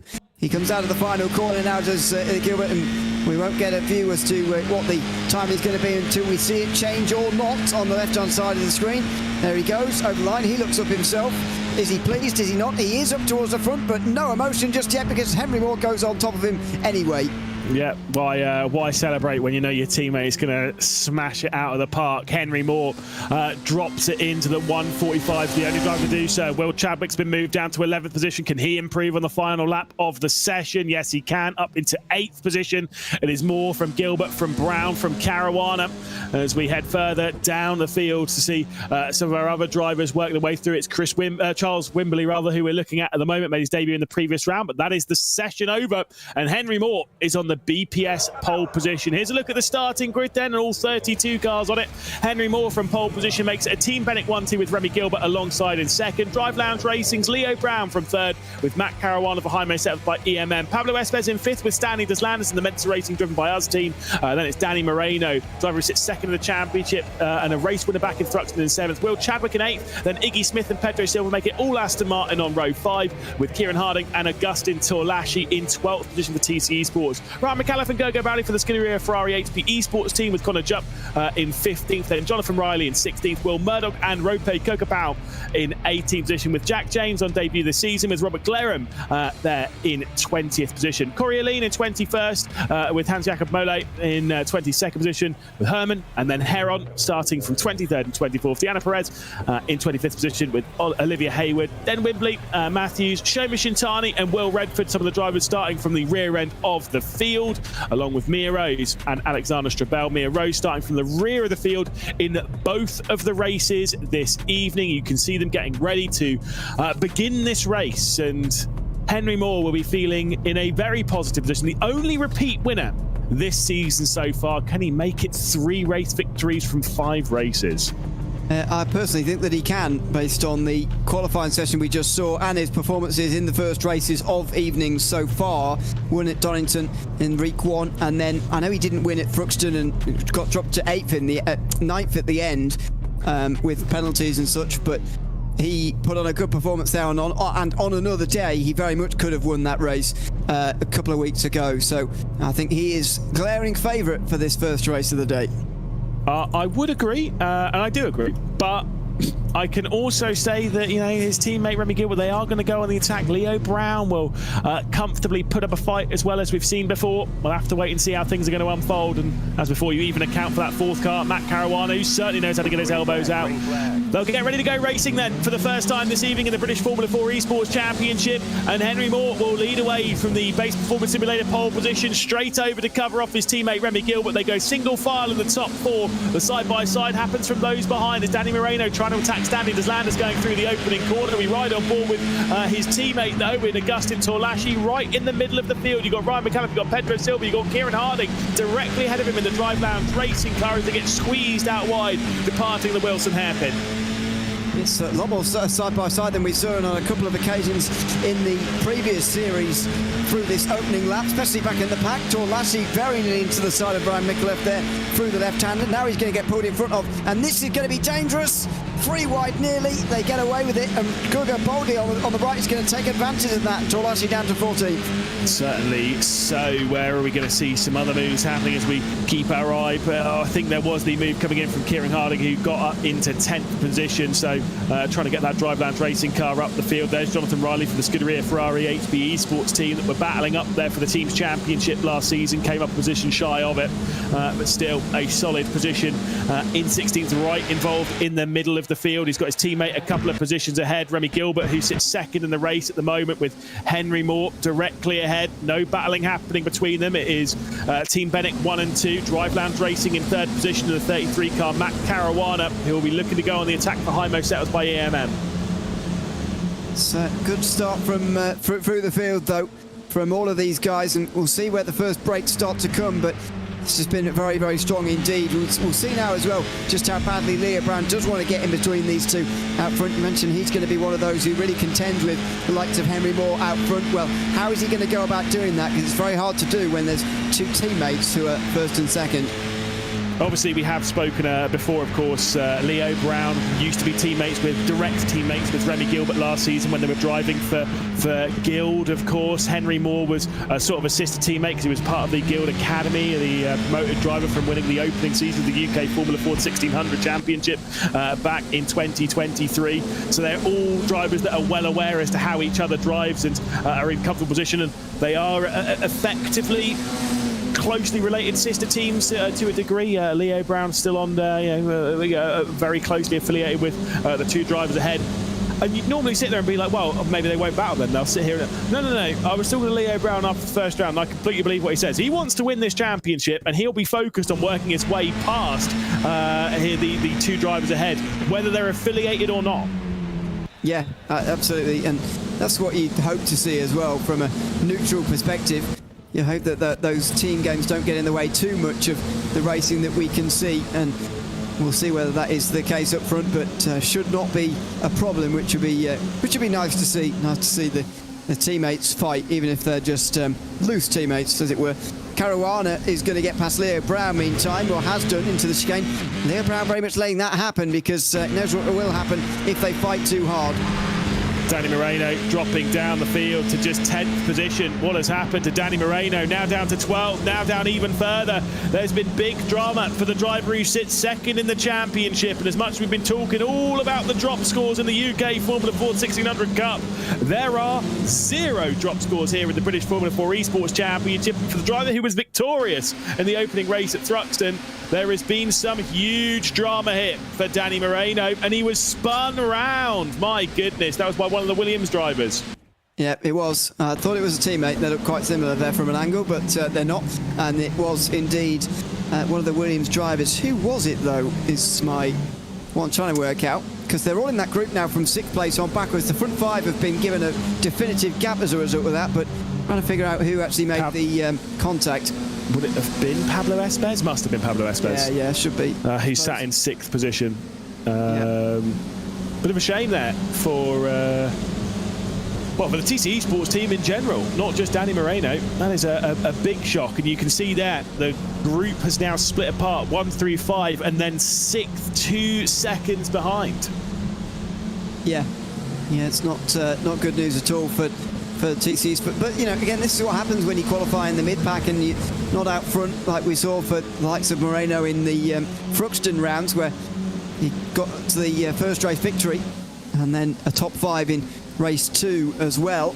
Looks like that run of top 5 finishes is going to come to an end here tonight, and Torlashi is not exactly up there sort of taking his place, so not a great night for TC Esports so far. This is Will Redford going around through Oggies. Yeah, indeed. Redford's had some great speed this season. Currently sits 7th in the championship. Had a top 5 in the opening race of the season. 2 top 10s that have followed that. but unfortunately there, a bit of a spin for the G2 Esports man. Just going to throw out a quick apology if you're seeing some technical issues. We're trying to deal with it as best we can, but alas, it's something that's slightly out of our control here in the British Formula 4 Esports Championship. But we will be fighting through to watch this race. Stanley Deslandis, by the way, has just set the fastest lap of the race, and with it gets the bonus point in doing so. Of course, if you hold that fastest lap at the end of the race, and you get the bonus point. Whether you will or not, we'll have to wait and see as we ride on board with Matt Caruana. He's found his way past Leo Brown. Now there's the two Team Bennett cars that run first and second. He will be hungry to take yet another victory, will Matt Caruana. He absolutely will, and he's going to go to the inside. He was shown the outside by Gilbert, but he goes for it anyway. Caruana's already made one move on Leo Brown. He made light work of that, and he's made light work of Remy Gilbert as well, and he's now up into second place without too much trouble. Indeed, Henry Moore, the next one up ahead. The two of those shared the most victories in the 2024 season. Henry Moore had 4, Matt Caruana had 4. They both sit at 6 on the all-time winners list if you were paying attention. If not, obviously go and check out the Motorsport UK Esports Instagram page, where there was posted some stats about this championship, about where we've been, about where we are. The top 2 drivers when it comes to the all-time winners list was Luke McEwen and Pete Berryman. The pair of them have 8 wins apiece between the two of them. I get the feeling that we might have a new leader of that at some point in the next couple of rounds. I get the feeling it's either going to be Caruana or Henry Moore at this rate. The two of those on 6 wins apiece are flying up to that top group as there goes down the inside a move from Gogo Valley, trying to get past Pedro Silva at the back end of the top 10. A nice move as well. Silva deciding to back out on the outside there. It's very, very tight. And whoa! Had Torlassi almost alongside him there. He pulls straight in front of him and put himself at great risk there, did Silva. Will Murdoch will gain on all of these guys as they are just a little bit slow out of the corner. Torlassi included. Oh, he's being freight trained here. There goes Connor Jupp down the inside as well. He's looking to make it 3 wide maybe. Is Murdoch stuck in the middle? No. Jupp, thankfully, backs out of it, and it's Pedro Silva moving out, and there he goes. Connor Jupp on the inside.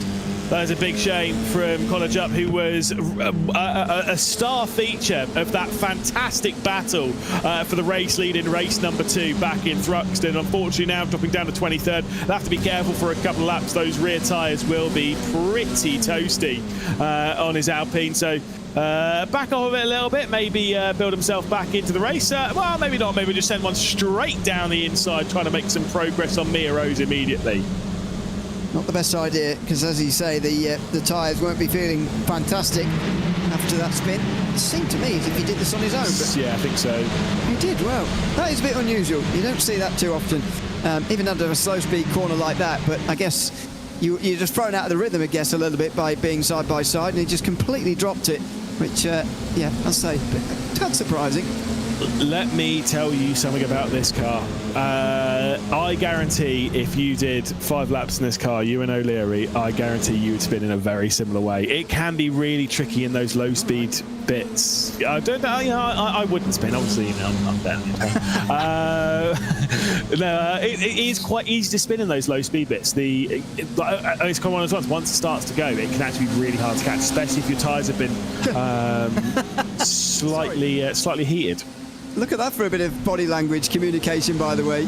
No words needed from Matt Caruana. That we said, please stop defending, focus forward and get on with this, would you? Yeah. Because obviously Henry Moore doesn't want to do that because Remy Gilbert's right there and he'd much rather his teammate overtake Caruana than Caruana still be there. But that's the most obvious bit of communication I've ever seen without words in a race car. That was quite, well, mildly amusing, in fact.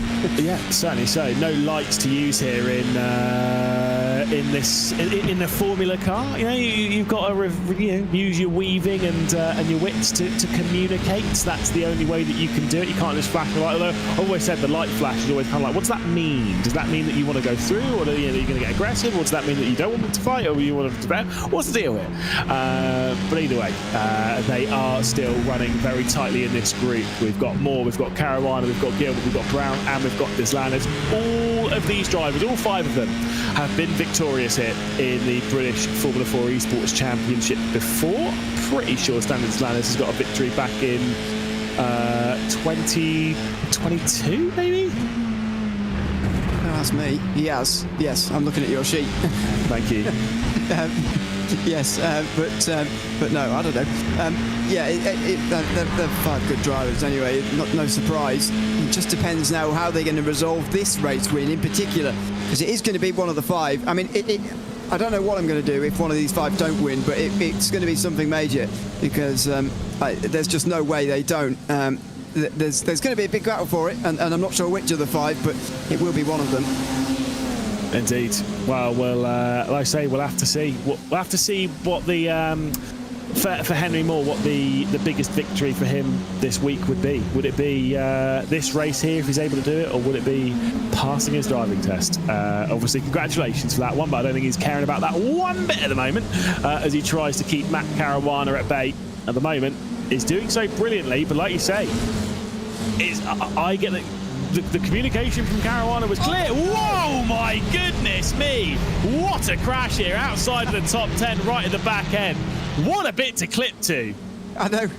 Oh my. 10 seconds forward there. If you're watching this back and clips 10 seconds forward there and just saw that as a screen, that would be, well, again, mildly amusing, but not for those who were caught up in it. There was a car upside down. There was at least 4 sideways to the track, perpendicular to the track at a turn 2. Now, try and pick the bones out of this one. Pablo Espes was the first of them involved. He gets spun around, a bit innocent piece of content. Oh, and there's a separate incident there with Will Murdoch, the first to be spun around, and then they all pile in after that. So it's a concertina effect, and they all just pile on in. Dear oh dear, that's a nightmare.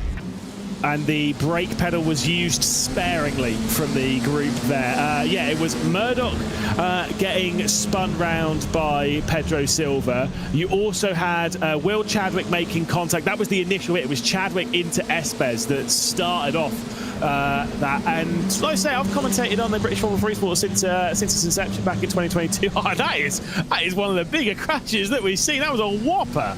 My goodness. And yeah, you say that, you know, brake pedal was used sparingly, but perhaps, I mean, you've got so little time to react there that I'm kind of thinking that there's not much some of them could have done to make that any different, actually, given the way they were all so close to one another on the way into this corner a couple of moments ago. They were all just bound to pile in on the way out of that turn, but there you go. I guess all accidents can be avoided, so yeah, it's probably true in the end. But, you know, it's one of those where they're so close that they are almost inevitably going to pile in there.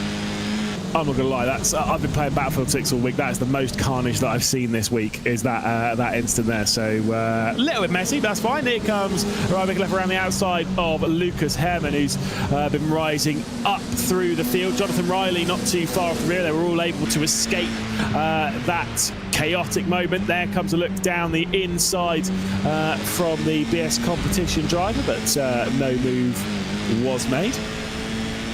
Not this time. Jonathan Riley's got a bit of left hand down here, by the way. Well, he's not as tiny bit, I think. It's very, very small, yeah. But I think he is slightly suffering with suspension damage, as Matt Caruana is being sandwiched by Moore and Gilbert. I think Henry Moore is not driving to his absolute potential because he wants Gilbert to get ahead of him, but I'm not sure how him slowing down really helps that situation.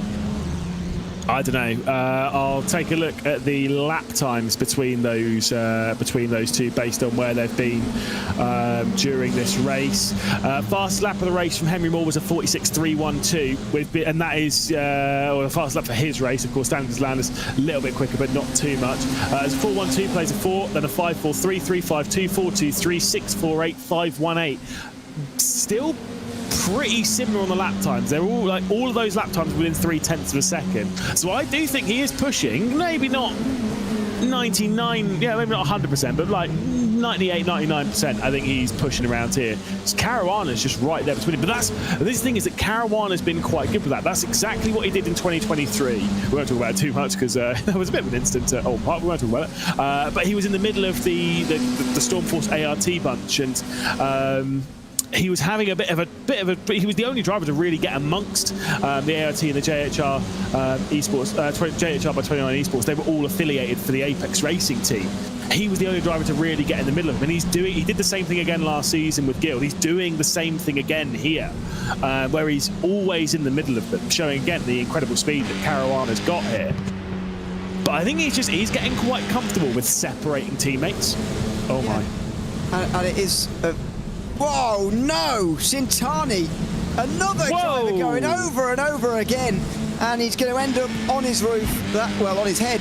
That is going to be another retirement for a Williams Sim Racing driver. Pablo Espez and Shintani were both running pretty well at one stage tonight, but no longer. Shinobu Shintani, of course, the Williams Sim Racing Academy driver after being finishing second place and getting promoted up from the UK Formula Ford Esports. You can see Jonathan Riley there with some front wing damage. We're going to see this incident once more. So Mikolev into the rear end, and I think it was a touch in the rear, and here comes the flip. That one's going to get a good rating from the judges, probably maybe 15 out of 10 for that one. That was a solid spin. Solid rating from the community, I would say. The Williams Sim Racing community. Oh dear, it's all been happening for Lucas Herman as well. That was pretty rash. I mean, maybe we caught it a bit late. It wasn't that rash actually. He's just got it wrong. It's pretty difficult to avoid contact through there, and loses his front wing as well. Mikolev in the middle of both of those to a degree. Maybe, I'm not saying he was to blame for either of them, but either way, he was present and accounted for in the middle of both of those incidents. 3 minutes and 20 seconds left to go. 2 laps left at the line. I do believe from where we are on this at this point in the circuit, certainly will be 2 left at the line with this pace that this lot are going. So 2.5 laps for this lot to all switch around. Wonder when Caruana goes in the attack. Yeah, I was going to say, what if they just stay exactly like this for the next 3 minutes? I'm sure that's not going to happen. No, I wouldn't have thought. Just as I was saying, by the way, as we just saw that incident, there is a real art to this, and it's no accident, I don't think, that Caruana is the driver constantly getting in amongst teammates like this to sort of break them up. And admittedly, it's not doing much for the team tally, which Henry Moore and Remy Gilbert are adding to massively again here tonight, with TC Esports especially so far down in this particular race. They will have a big lead at the end of this race and at the end of the night likely as well, as they already do after just 2 rounds. But he's definitely found an knack to this. He's definitely got a skill for it, and if he goes on and wins this race, it'll be a very, very good performance indeed. One other mention, by the way, Tamir Rose up inside the top 10. Literally was about to say this. Yeah, incredible. Sorry. No, that's fine. It's fine. You can steal my thunder. That's all right. I'll allow it. 31st to 10th, though. You're absolutely right. The Rox Red Bull Racing Esports team driver. Again, I think she's going to have to start from the rear. Or she's going to have to start from the rear end of the next race as well, courtesy of basically a breach of license points to the previous round. If you get too many penalties, you get an exclusion from qualifying, which is what happened to Mia Rose. But breach too many points, and so it's an exclusion from qualifying and starting from the rear of the second race of the evening. To go to 10th, I mean, just avoid all the drama. Perfect drive. Best result of the season. Yeah, do it more. Might consider it. What I said, for race 2 in the previous series was, you either want to start these races at the very front or at the very back, and it might not be the worst idea in the world starting right from the very back. Now, Miro's probably isn't going to end up, or indeed whoever's at the back, is probably not going to end up 10th every time. That's going to be very, very difficult to achieve, but it is possible that you can gain a lot of places just by hanging out at the back and avoiding the trouble, which is inevitably going to arrive in these races. And so, fair play, top 10, just surviving the key there, as Caruana has his first challenge at the race lead here in minutes. Yeah, certainly so. We'll be heading on to the final lap of the race. Let's see what's going to happen here between our top trio. We've got Moore for Team Bennett. We've got Caruana for the Hymo setups by EMM team. And we've got the other Team Bennett driver of Remy Gilbert sat behind, all ready to find their way through. Remy Gilbert has not been victorious this season. Has done in the previous 2, though. Then, of course, Henry Moore, victorious twice this season. Matt Caruana, victorious this season as well. Going to go on the attack now, looking for his second victory of 2025. Into Rich is the opening corner, looking to go for the up and under, but I think Remy Gilbert is going to be slotting the gap. Can he find his way through? He's going to have to make it 3 wide if he's going to be effective, and that's not going to happen. Caruana needs to keep his nose alongside, but Henry Moore doesn't let him have that. It was very risky. There was a small gap, but he just about pulls in front, and Caruana's got to find a different way past here on the second half of the lap. Got to look down into Agostini here, but I don't think there's going to be any opportunity. Such a short braking zone in these cars. The defensive line's already come in from Henry Moore. Around the outside, Matt Caruana's going to look. He locks up the front left. He's going to be pushed out wide. Here comes Remy Gilbert down the inside as they go side by side up towards Hamilton. A very rare mistake from Caruana has certainly put his opportunity of winning this race out of the question, I believe, unless Henry Moore makes a mistake. He went slightly wide there through Oggies, so it's much more likely now that Gilbert gets past Caruana, but not out of the question that we see the race lead change before the end. As you can see, Remy Gilbert thrilled at the opportunity of attacking for another race victory here. He's right onto the rear end of Matt Caruana, 0.3 of a second between first and second, but it's second place where the battle's coming. Remy Gilbert looks to the outside. I think you're right. I think the chances of going for the race victory for Caruana might be slightly too far as they work their way down towards Bombhole. The top 3 separated by just over half a second. Is there going to be any opportunity left for Caruana? I think the opportunity has gone by going through Brundle and Nelson. That costly mistake by locking that front left going into Agostini is going to gift another victory to Henry Moore. He's going to work his way through the final corner. 4 victories last season, 3 already from 5 races in 2025. Henry Moore across the line to take his 7th victory in the British Formula 4 Esports Championship. A superb drive. Caruana there in second position with Remy Gilbert in third. Leo Brown's going to get past Daniel Deslandis on the run up towards the line, but Deslandis does set the fastest lap of the race. And maybe it's too early to say as well, but those 3 are certainly putting themselves into the equation for being the 3 Drivers' Championship contenders here this season, with Danny Moreno so far down for the first time in this season, actually outside of the top 5 here tonight. I would say it is very much between those 3 at the front of the field, although Henry Moore certainly will extend a championship lead in the Drivers' Championship with that victory there. I would say, not taking anything away from him, a little bit down to a Caruana mistake there. Very uncharacteristic at Agostini to brake late like that, make a lock-up, and that's, I believe, what cost him at least a chance at that race win.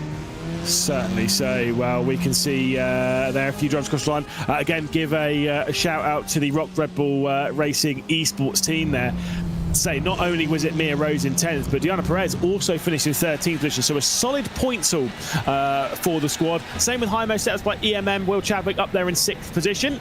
Is he going to be starting from reverse grid pole? Yes, he is. The number was 6. I was a little bit concerned as to whether it was a 9 then, but nope, it certainly was. 6 is going to be the number. So those top 6 will be reversed, and Will Chadwick, who knows how to win from reverse grid pole, will be starting from it. But of course, the provisional race results, it's Henry Moore victorious again. Matt Caruana and Remy Gilbert will catch up with those 3 in a moment's time. Then Leo Brown, Deslandis, Chadwick, Smith, Baldy, then Harding and Mia Rose in the top 10 for the first time this season. Those behind, Corey Elaine in 11th position. Then it's Heron, then Perez, then Strobel, then of course Redford, Kirkapau, Herman there down in 17th position. James on debut there for Jack James. Wimbley, of course, in 9th position. Izzy Matthews, who we saw across the line, 20th position. Still another page and a bit left to go, though. Mikulev down in 21st position. Bit of a disappointment there, unfortunately, for Mikulev. Hans-Jakob Muller, who we saw, of course, racing in the UK Formula 4 1600s back in the first season, if I remember correctly. Will Murdoch then in 23rd position, with Pablo Espes involved in a couple of incidents, including that big crash, of course. Olivia Hayward in 25th place, with Connor Jupp, I think, finishing a lap down. Retirements from Shintani, from Riley, from Silva, and of course the TC Esports duo, Augustin Torlashi, retiring from the race, along with his teammate Danny Moreno. Robin Glarham as well, also retiring for a disappointing day for the Williams Sim Racing team. It is time, though, to talk to our podium, and of course they are first, second and third in the championship. You said they may be showing themselves as championship protagonists. The first driver we're going to talk to, of course, is Henry Moore. Of course, superb drive, 3rd victory from 5 races. What a drive, what a battle when you were able to keep Caruana at bay. Was there a thought maybe you could make it a 1-2 and get Remy through as well? Yeah, of course, it would have been nice to obviously get the 1-2, but 1-3, double podium. It's a good point for the championship, and obviously don't want to cause anything with Matt. It was a good, clean race, and yeah, really happy with that. Yeah, obviously we're seeing the top three in the championship now after that race, finishing first, second and third, and in that order, looking like you three might be the championship protagonists all the way up to the season finale, especially after a dramatic race that saw Danny Moreno scoring no points. Is that what you're thinking, that you were expecting to come into the season battling with Caruana and Gilbert as well? Yeah, obviously last year really fast, and I know Remy's pace from testing. So yeah, not really a shock that it's just really close with everyone, to be honest, but obviously those two in particular. But yeah, pretty clean lap in quali, little mistake in sector 2, but good to get pole, second pole now. So yeah, just looking to build on the momentum now. Of course, you've got some busy weeks up ahead, not just school and passing your driving again. Congratulations on that side, and also you've got the global F4 Esports as well. It's becoming quite busy. How are you going to keep your focus here in the British F4 Esports Championship? I know we spoke about this a little bit last round at Thruxton. To be fair, this round I was ill for quite a while in the lead up to it, and then this week I've obviously had school and I was karting at the weekend, driving test yesterday, so I haven't done as much as I would have liked to in preparation for this round, but yeah, seemed to go all right, so we'll just have to wait and see, really. Oh, it's tough winning with less practice, isn't it? Anyway, cheers, great. Enjoy starting from 6th place as well, so not too bad in the reverse grid side. Henry, champion leader, 3rd victory of the season. Congrats. Thank you very much, guys. There we go. Henry Moore on top once again for the 7th time in British Formula 4 Esports. And the next race is the 50th race in British Formula 4 Esports history. So there's always that to throw in. Next driver to catch up with, Matt Caruana. Of course, couldn't quite steal that victory away from Henry Moore. But once again, in the middle of those Team Bennett drivers. What did you make of that race? Was there an opportunity there, or did that mistake going into Agostini just cost you a little bit too much lock in the front left? There was definitely an opportunity, but yeah, that mistake really just sort of solidified not winning for me. But yeah, happy to get a P2 at least. It's always going to be difficult when you've got two teammates like in front and behind you to make a move. But yeah, I'm happy with that. Obviously, you're one of the most experienced drivers in British Formula 4. I think maybe the most experienced driver. I can't remember what I put on the stats. We're coming into the 50th race, though, of British Formula 4 Esports. You've done a whole host of them. You've won 6 of them. Talk to us about that a little bit. The journey that it's been through all this, and what's made you the driver that you are now? Because you're definitely one of the top competitors that can be fighting for this title. Yeah, well, obviously we started back in 2022 with Kimura and with Ryan as a teammate, and we're both still in it, so we must be doing something right. But yeah, no, it's a great championship, and this year we're really looking to push forward, build on what we've got now, and yeah. What do you think you can do from the next race? You'll be starting from 5th spot, so certainly in the hunt. Yeah, and Chadwick's on pole as well, so yeah, that's definitely helpful for me. So yeah, we'll see what happens. But I mainly just want to survive and score some more points. Could be a solid race for you and the team. Best of luck, Matt, and maybe we'll chat to you soon. Thank you, cheers. And of course, the 3rd driver to catch up with, 3rd driver in the championship, is Remy Gilbert, who is now in the booth alongside someone who knows how to win in this championship. Of course, you'll be starting the next race from 4th spot. 3rd place in that race, though. Some more solid points hauls from you, but the victory's not quite there yet this season, but 3 consecutive podiums. Surely it's coming soon. Yeah, I mean, I hope so. Yeah, P3, good points for the championship. I was on a 10x on the last lap, so I didn't want to risk anything too much. I think, yeah, Stanley just sort of, he got like wing damage when he was overtaking Leo and just clipped the back of me, and gave me a 4x. So I had to be kind of careful from that point on. But yeah, I mean, solid points. And yeah, Henry with the P1 as well. We should have extended our lead in the team's championship. So yeah, all good.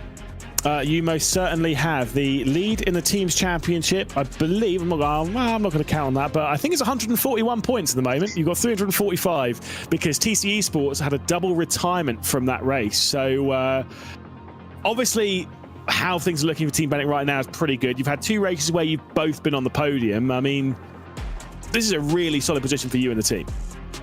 Yeah, I mean, I'm happy that I finally hooked up a quali lap after 2 rounds. But yeah, I mean, if we've scored good points for this round, so anything that happens in the next race is just a bonus, I guess.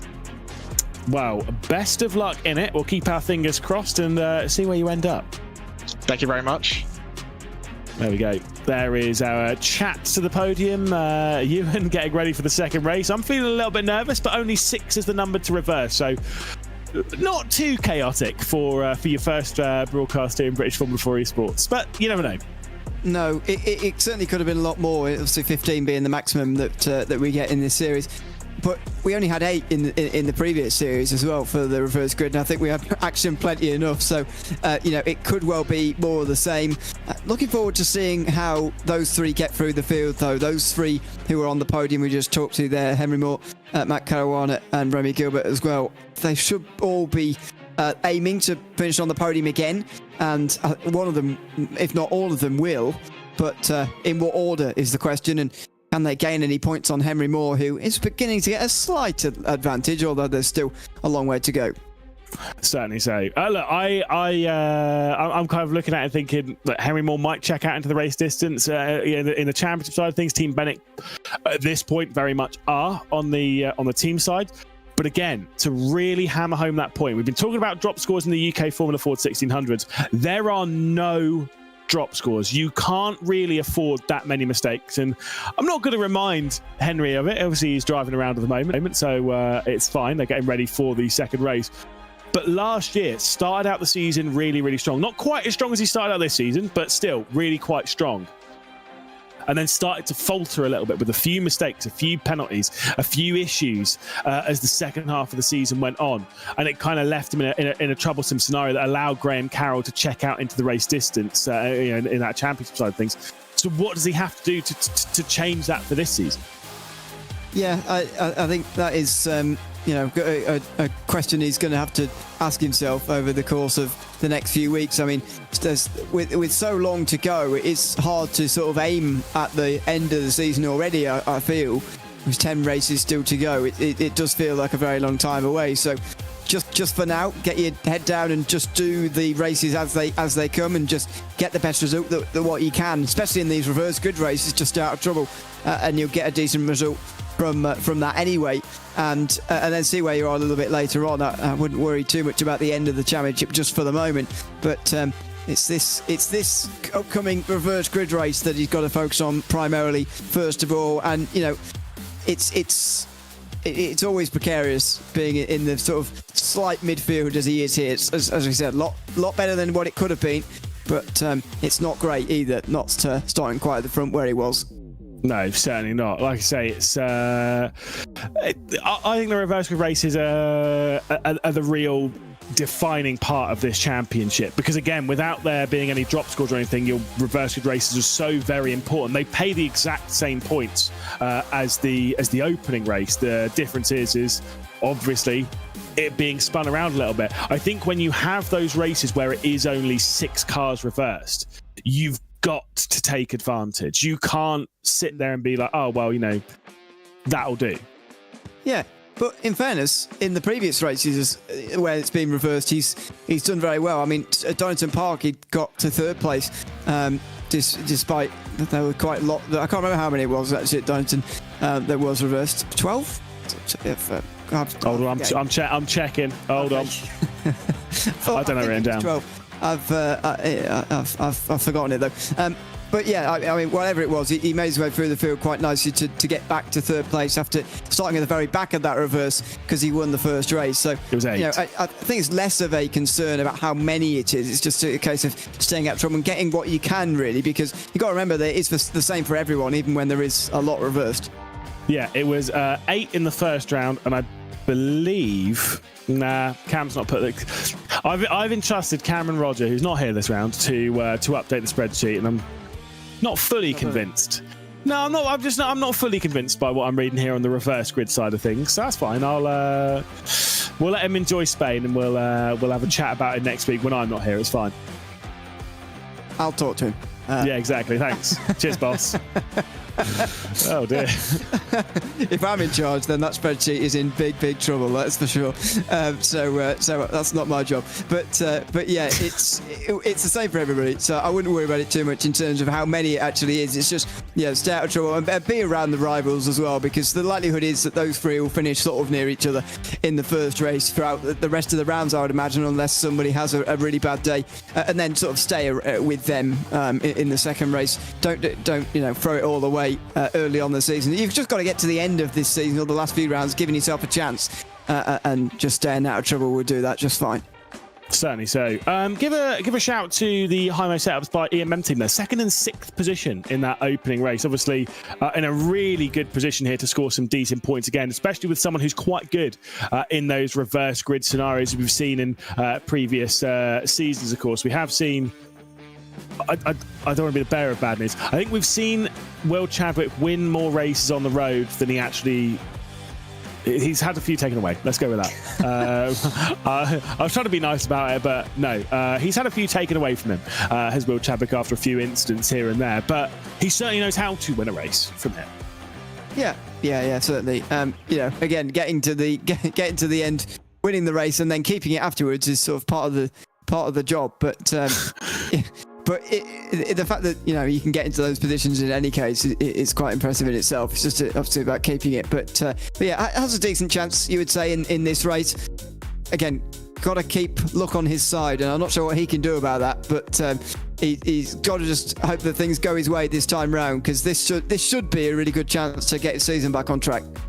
Certainly so. Like you say, one of the big things with him is the season has not been on track thus far. We've spoken about it a few times with the High-Mo setups by EMM team. They're a long way back in the championship. I have double checked it. I'm trying to just make sure it's right, but I think it is 141 points they are behind, and they are now in second, courtesy of the double retirement for TC Esports. So a huge gap between first and second in the team's championship.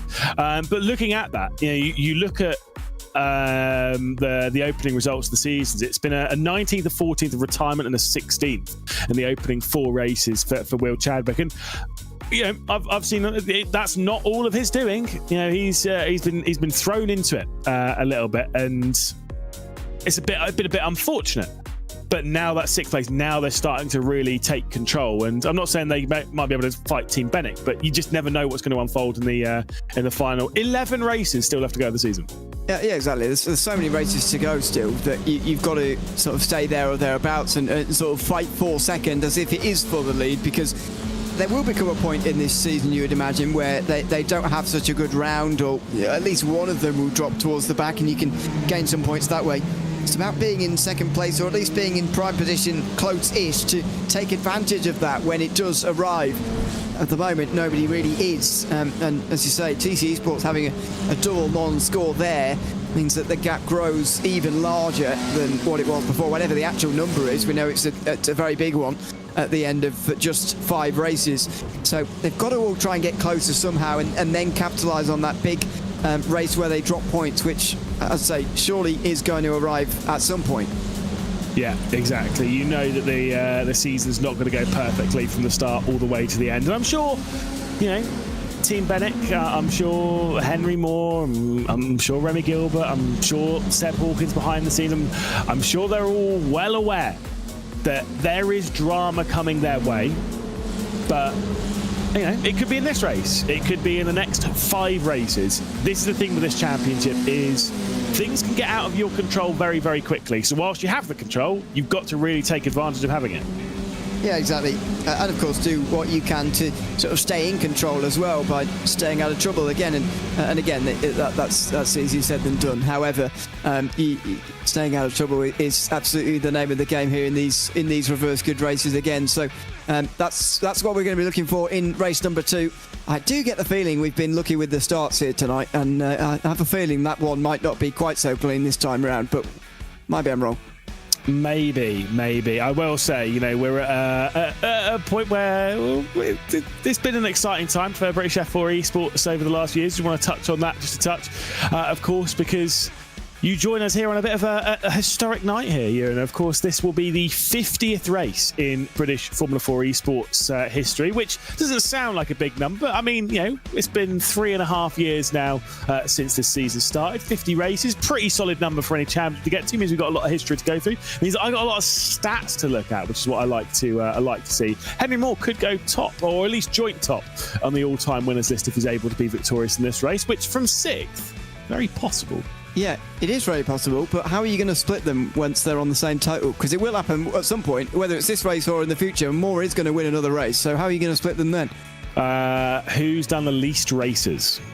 Oh, yeah, which at this point would be Henry Moore. Oh, yeah, really? Or you just say, yeah, because Henry Moore's only done a season and a bit, and obviously Pete Berryman and Luke McEwen had done 2 seasons. I'm pretty sure the first season, though, was shorter than the seasons we do now, but not enough to count it yet. Must be, because 16 race seasons for 3 years would be 48 races before this season, and obviously this is race 6. Oh so, my God, we're so good at maths in the comedy booth. Oh, Christ, it's popping I off. my fingers for that one. It's terrible. Yeah, no, it is a good milestone. I do like reaching those milestones as well. You know, I like the statistics just as much, so it's good to see. And yeah, it just feel like the championship has a bit more weight behind it as well. Once you've got sort of years of history to look back at, and you know, you can add your name to the list of winners, and it is it's a good list of winners to add your name to as well, in terms of the sort of talent on show that we've seen win this championship down the years.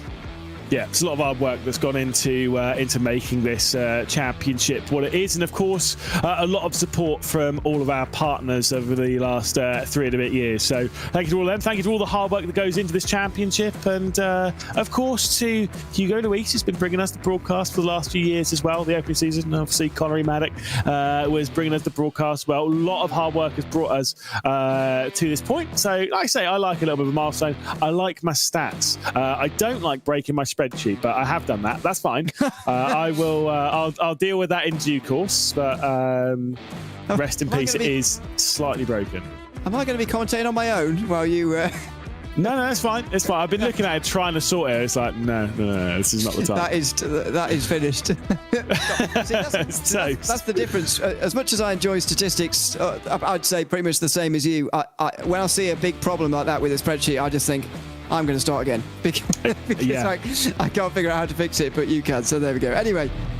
Well, I've got 50 seconds to get through this, so here's a deep breath. Will Chadwick, pole position, Stanislas Landis, Leo Brown, Remy Gilbert, Matt Caruana and Henry Moore, the 6 drivers reversed from the previous race. Behind that is Iggy Smith, Gergo Bowdy, then Harding, Corey Lane, Heron, Diana Perez up there in 12th position. Strabel, then Redford, then of course Kirk Powell, Herman, James and Easy Matthews in 18th position. Mikulev and Millet rounding out the top 20. Murdoch, Wimbley, Hayward and Pablo Espez as well in 24th position, with Connor Jupp, Shomi Shintani, Riley, Silva, Torlashi and Moreno 29th and 30th for the TC Esports team. Mia Rose dropping down to the final position on the grid as she started the previous race to rise up inside the top 10. Can she do it again with 3 seconds to spare? We're ready to go for the second race of the British Formula 4 Esports Championship this evening here at the Snetterton 300 circuit. Will Chadwick from that pole position, Stanislas Landis alongside, both winners before in this category. Can they do it again? Stanislas Landis will immediately go on the attack if he can do so down at the Riches. The lights, it was a long hold, but they go out and we're racing down to the first corner. Straight on board with Remy Gilbert, who's going to immediately go on the attack here of Leo Brown, but can he find his way through without opening the door for Matt Caruana to come through behind? Will Chadwick instantly defensive coming down to the Wilson hairpin. Stanislas Landis going on the attack, trying to get to the outside, and the Mentor driven by Oscar. Lock up on the front right, pushes him out wide, and is going to drop him a few positions. And immediately look at the gains being made by those podium sitters from last time out. Delon just trying to keep Gilbert right behind him as Caruana and Moore go side by side as well, resuming their battle for the lead, this time for 5th place at the start of race number 2. 3 wide into Agostini for them. Yeah, certainly so. And Landis leaving it side by side with Henry Moore, who's on the inside now. He ride on board with Iggy Smith and returned to the championship. Missed the previous round, but had some great speed at Donington, is showing some good speed around here as well. Looking at this battle happening up ahead, and I think having a bit of a dive from Gergo Bowdy as well behind. We've got Landis and Moore still going side by side. Landis with the inside line and the white and purple car. Henry Moore being forced back into his position where she started the race in 6th. This is not ideal at all with those two rivals in front for Henry Moore. He needs to get this pass done right now and move on, as there's 4 wide in the background coming into the chicane. That's 3 wide, but it still doesn't fit. That is Will Redford off the road. And where's he going to rejoin? He goes straight on initially, but the escape road ends very abruptly. He still doesn't know where to find the circuit. Now he will do. He doesn't drop himself on the apex. He will probably have a slowdown. Yeah, there you go. And he will drop very long way down. 3 wide into there was never going to work, and I'm not sure how aware they all were that it was 3 wide, and a little bit of squeezing, a little bit of bumping and barging, and it didn't unfold too nicely. First lap complete then. It's Will Chadwick leading from Leo Brown, Remy Gilbert, Matt Caruana as well staring behind. There comes a look to the inside from Leo Brown, who takes over the race lead. Door open as well for Remy Gilbert to potentially find his way through. Will Chadwick sidestep potentially here for his teammate Caruana, or will he try and find his way back into the fight? It's Chadwick the one being pushed back, but Caruana's going to give him a bit of a break there by just letting him in line. And is that the smart thing to do for his personal prospects in this race back, Caruana? Not entirely sure, but nice to Chadwick on that occasion, and you can absolutely understand why. Now he's put himself in a precarious situation. He had to slightly defend from Henry Moore there briefly. That was a bit of an aggressive chop over to keep Henry Moore at bay, but Caruana 4th position, Henry Moore in 5th. Standard Islanders dropping down to 6th position, and now under attack by the Aston Martin Aramco Esports team driver of Iggy Smith. You've got the Scuderia Ferrari HB Esports team as well. Gogo Baldi directly behind. Some pretty Formula 1 branded colours right on the chase there of Standard Islanders in 6th position. Riding back on board with the Hungarian of Gogo Baldi, multiple WTCR Esports champion as well in years past. There's Pablo Espes for Williams Sim Racing. Not a good evening. No, a terrible evening, I'd go as far to say, as Espes was running really well at the first part of the first race, but this is just rubbing salt into the open wound of the previous race, where he also dropped a long way down. But let's see how it happened. He was on the inside coming into... Oh! Did he? Well, can't quite see whether he got turned across there or whether he wasn't turning in quite where he stood at them, but they definitely had a disagreement online there, those two. Yeah, Scorpio there of Alexander Strabel making contact. I get the feeling that Pablo Espes was turned into, but that was my gut feeling from on board. Maybe I'd feel very differently if I was on board with Alexander Strabel's car. And thankfully, the joy of being a commentator in a booth with absolutely no repercussions here on the championship, it's not my decision. So that's for race control to decide. Good luck to them. Race leader has the fastest lap of the race as well, and the bonus point that goes with it. Not that it matters too much at this stage of the race. It will most likely flutter around. You can see it highlighted by blue on the tower, whoever has that fastest lap and the bonus point that goes with it. You can see there 11 cars all involved in this train. Brown, Gilbert, Chadwick, Caruana, Moore, Deslandis, Smith, Baldi, Harding, Perez and Heron, all involved in this train for the race lead. It's remarkable. It's like the second race in the previous championship, in the Formula 4 Championship as well, that we saw earlier on tonight. However, we saw that at the end of the race, to be fair for them.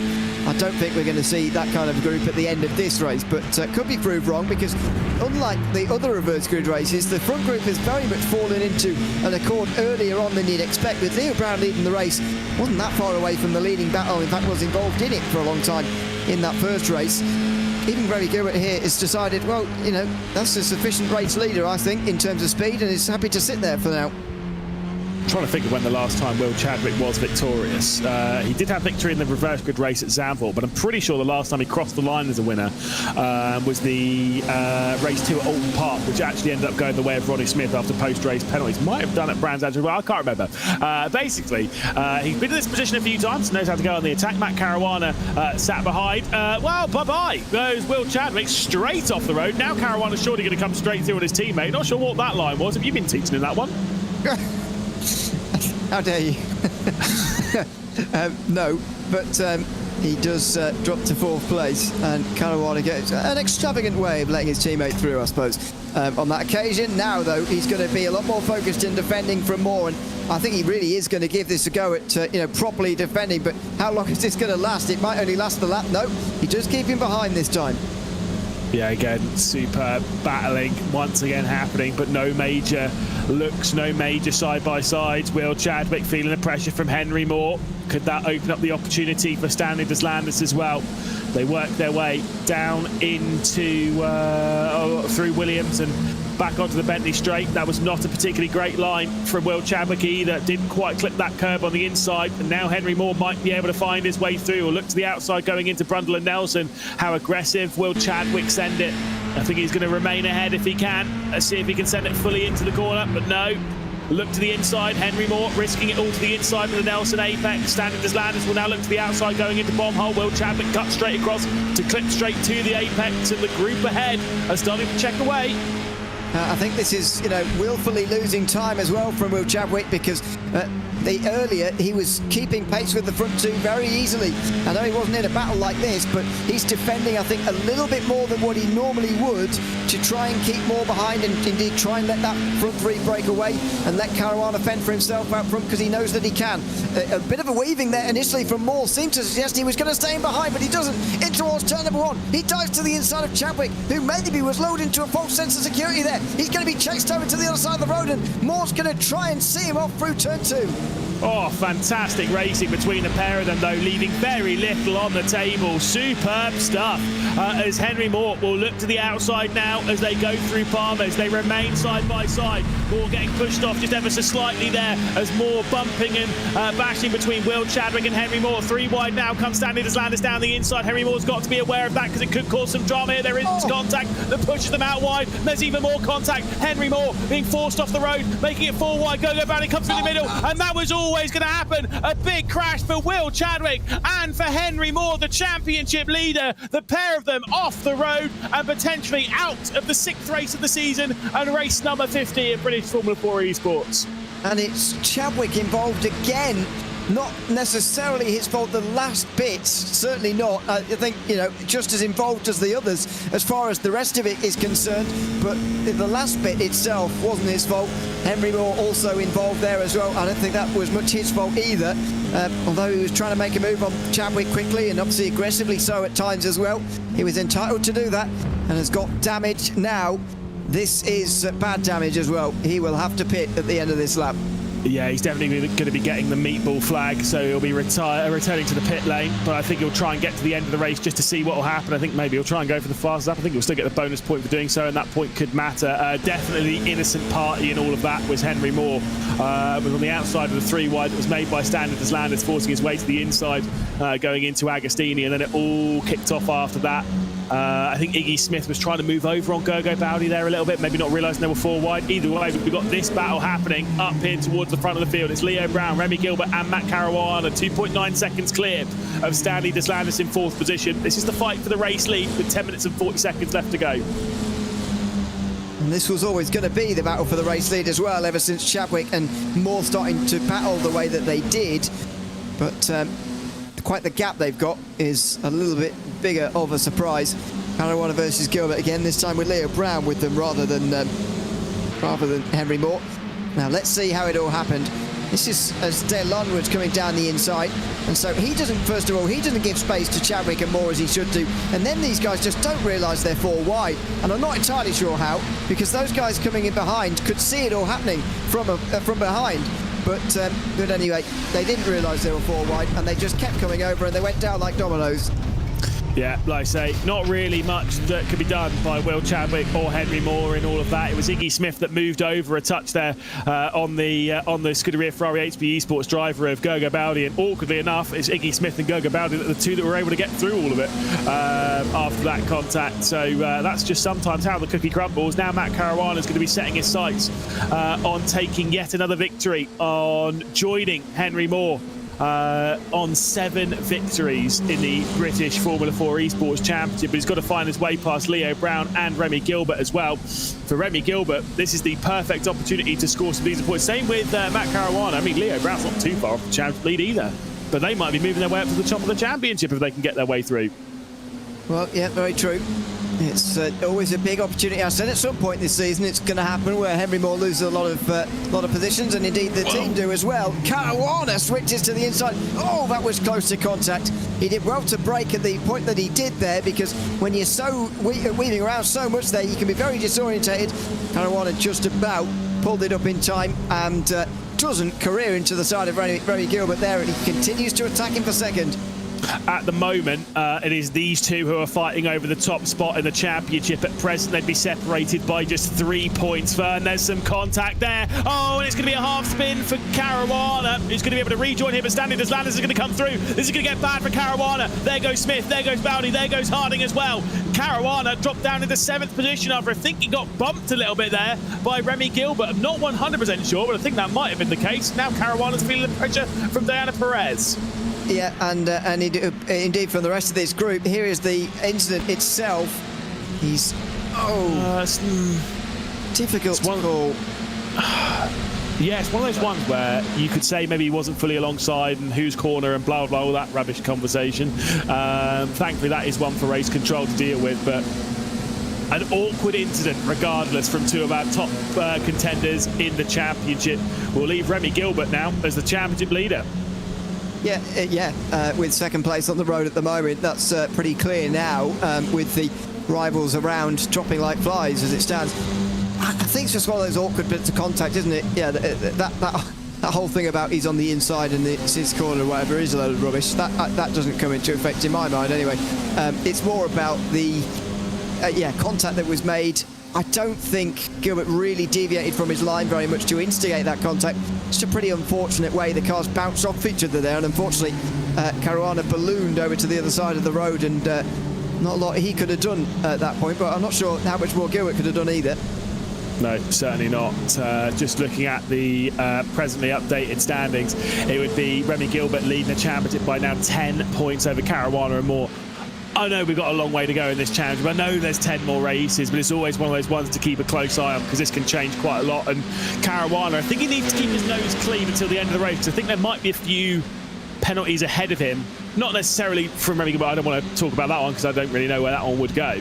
But I think potentially like Iggy Smith, for example, I might have a penalty to call upon for the incident between himself, Goga Bowdy, and then of course Chadwick and Moore. So there might be those points to gain back. There's no point in having the red mist take over, doing some silliness, and then getting a penalty yourself. No. That is very true. I think that's a real balance to strike now for Remy Gilbert at the front. And I'm not entirely sure how willing he is going to be to properly attack here.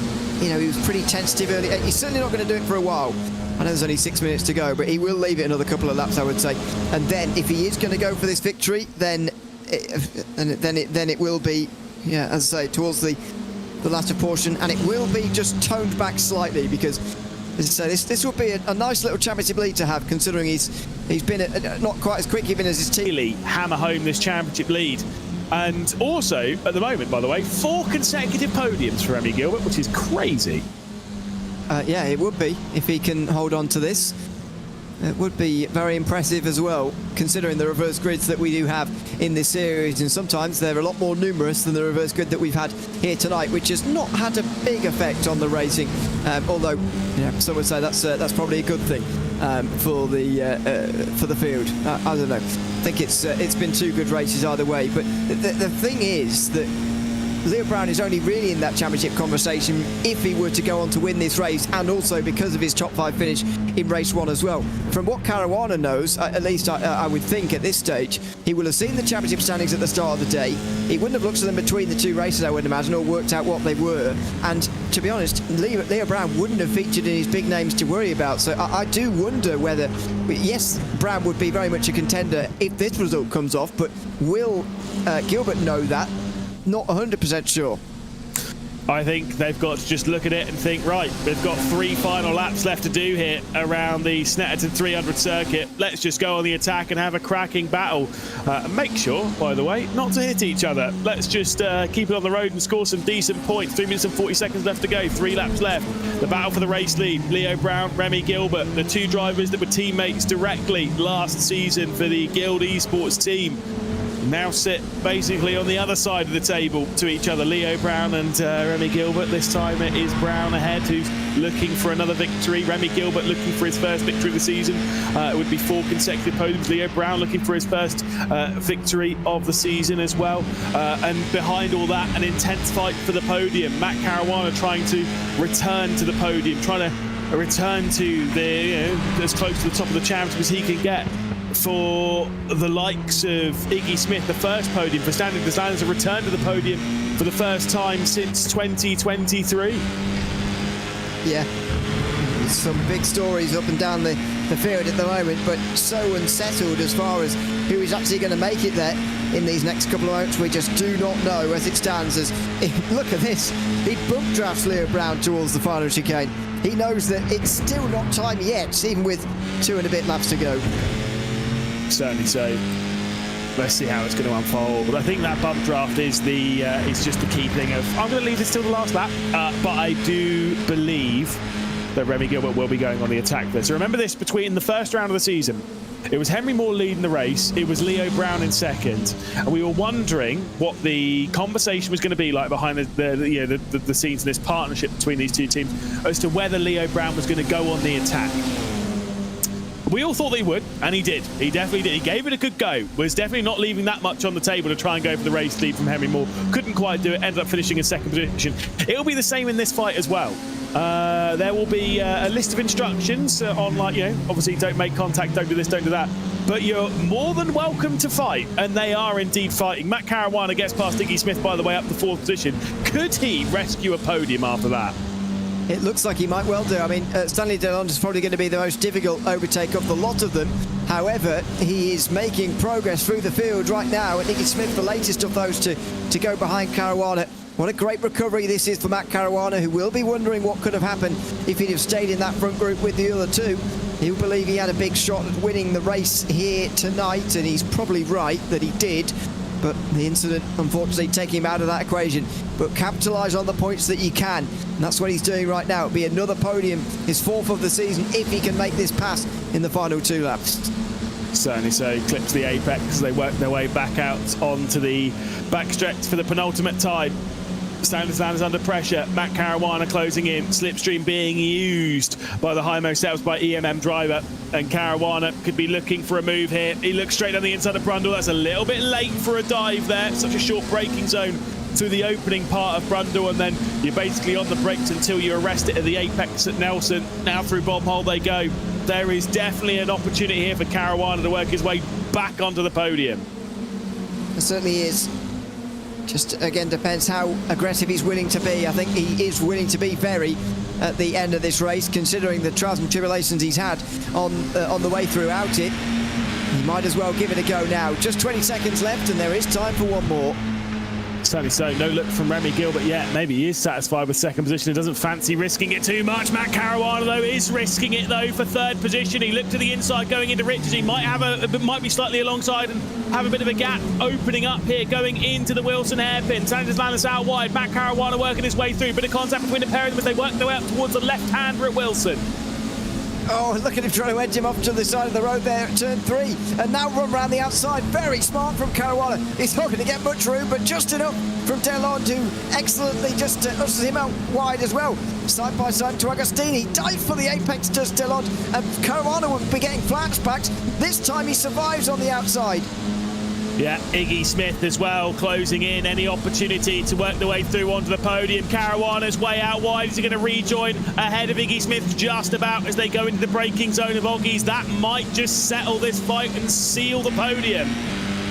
Let's see what Remy Gilbert does as well here. Delonde is not out the water yet, neither's Leo Brown. No, he's not going to go for it. Can you believe it? Settling for 2nd position. I understand that when you're playing in the championship game, the rules of engagement are slightly different. Remy Gilbert, seeing that 2nd position would be more than enough for him to pull a healthy championship lead over the likes of Caruana, over the likes of Henry Moore, who sees themselves out of the race. Leo Brown will be working his way through that final complex of corners and up towards the line for Brown. It's been a superb performance so far this season. No victory just yet until he crosses the line. It will be a second victory in British Formula 4 Esports, and the 50th race in British Formula 4 Esports goes the way of Leo Brown. Across the line for Drive Lounge Racing, a superb performance. Remy Gilbert behind in second will now become, we believe, your championship leader. Yeah, Matt Caruana couldn't rescue enough places, I don't think, to take that championship lead from Henry Moore, who will certainly lose it after dropping down the field throughout that race in race 2 tonight. It's still going on back here. Corey Lane going very, very wide after the start-finish line, I believe that was at the end of this race. All the field very, very close to one another, as it turns out, at the finish there. And Will Chadwick was also able to set the fastest lap, so he'll receive the bonus point for doing so despite not reaching the checkered flag. I believe that's how that one will go. We'll discuss that one post-race. Leo Brown, though, provisionally victorious here in the 50th race of British Formula 4 Esports. Remy Gilbert in second position, Stanis Landis in third. Then Matt Caruana, Iggy Smith, Gogo Bowdy, Ryan McAuliffe, and of course Kieran Harding. Then Perez, and top 10 as well, a second top 10 of the evening for the Rocked Red Bull Racing Esports team. Archie Heron as well for Altitude Freem inside the top 10. Shoma Shintani is finally getting something for Williams Sim Racing this evening. Unfortunately, it's been a poor evening for the team. Some big struggles this evening. Rope Kirkbauer will finish in 12th position with Will Redford in 13th.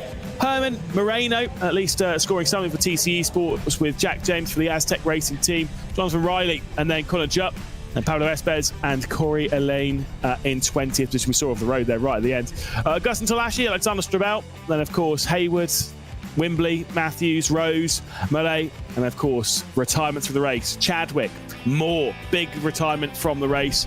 Murdoch would also retire along with Pedro Silva. So some big drama to deal with in the race, and some big talking points to come to as well. We'll head straight down to our podium. We'll catch up immediately with our race winner, Leo Brown, who crossed the line victorious in the 50th race of British Formula 4 Esports. Leo, hello, welcome. It's been a while between victories. Obviously caught up with you a few times on the podium, but a superb drive to victory. Obviously, it didn't seem like you had too much pressure on your shoulders from Remy, who was maybe just waiting for a mistake rather than anything else. Yeah, it's nice to win again, as you say. A bit long overdue. I think it was the first race I ever did in the championship that I won, and now I'm had to wait this long. So yeah, no, it's nice to be winning again. We had some good discussion with Remy then about how to play it and try and break away, which we did, and it worked really well. So yeah, really glad at that, and also first win for Drive Lounge in the championship, which is really good as well.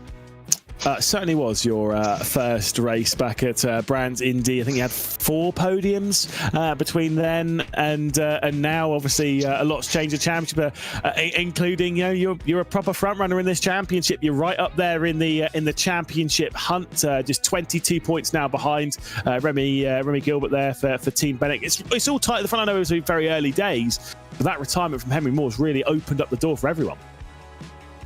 Yeah, once I sort of had seen what had happened to Henry, and then obviously in the first race with a few others as well, I just knew I had to, even if it was to settle for second, just sort of bank those points and move on. Yeah, it's crucial in this championship to keep scoring, as we saw last year. So yeah, that's been my sort of target from the start, and yeah, it's carrying on that way, and hopefully it pays off by the end of the championship.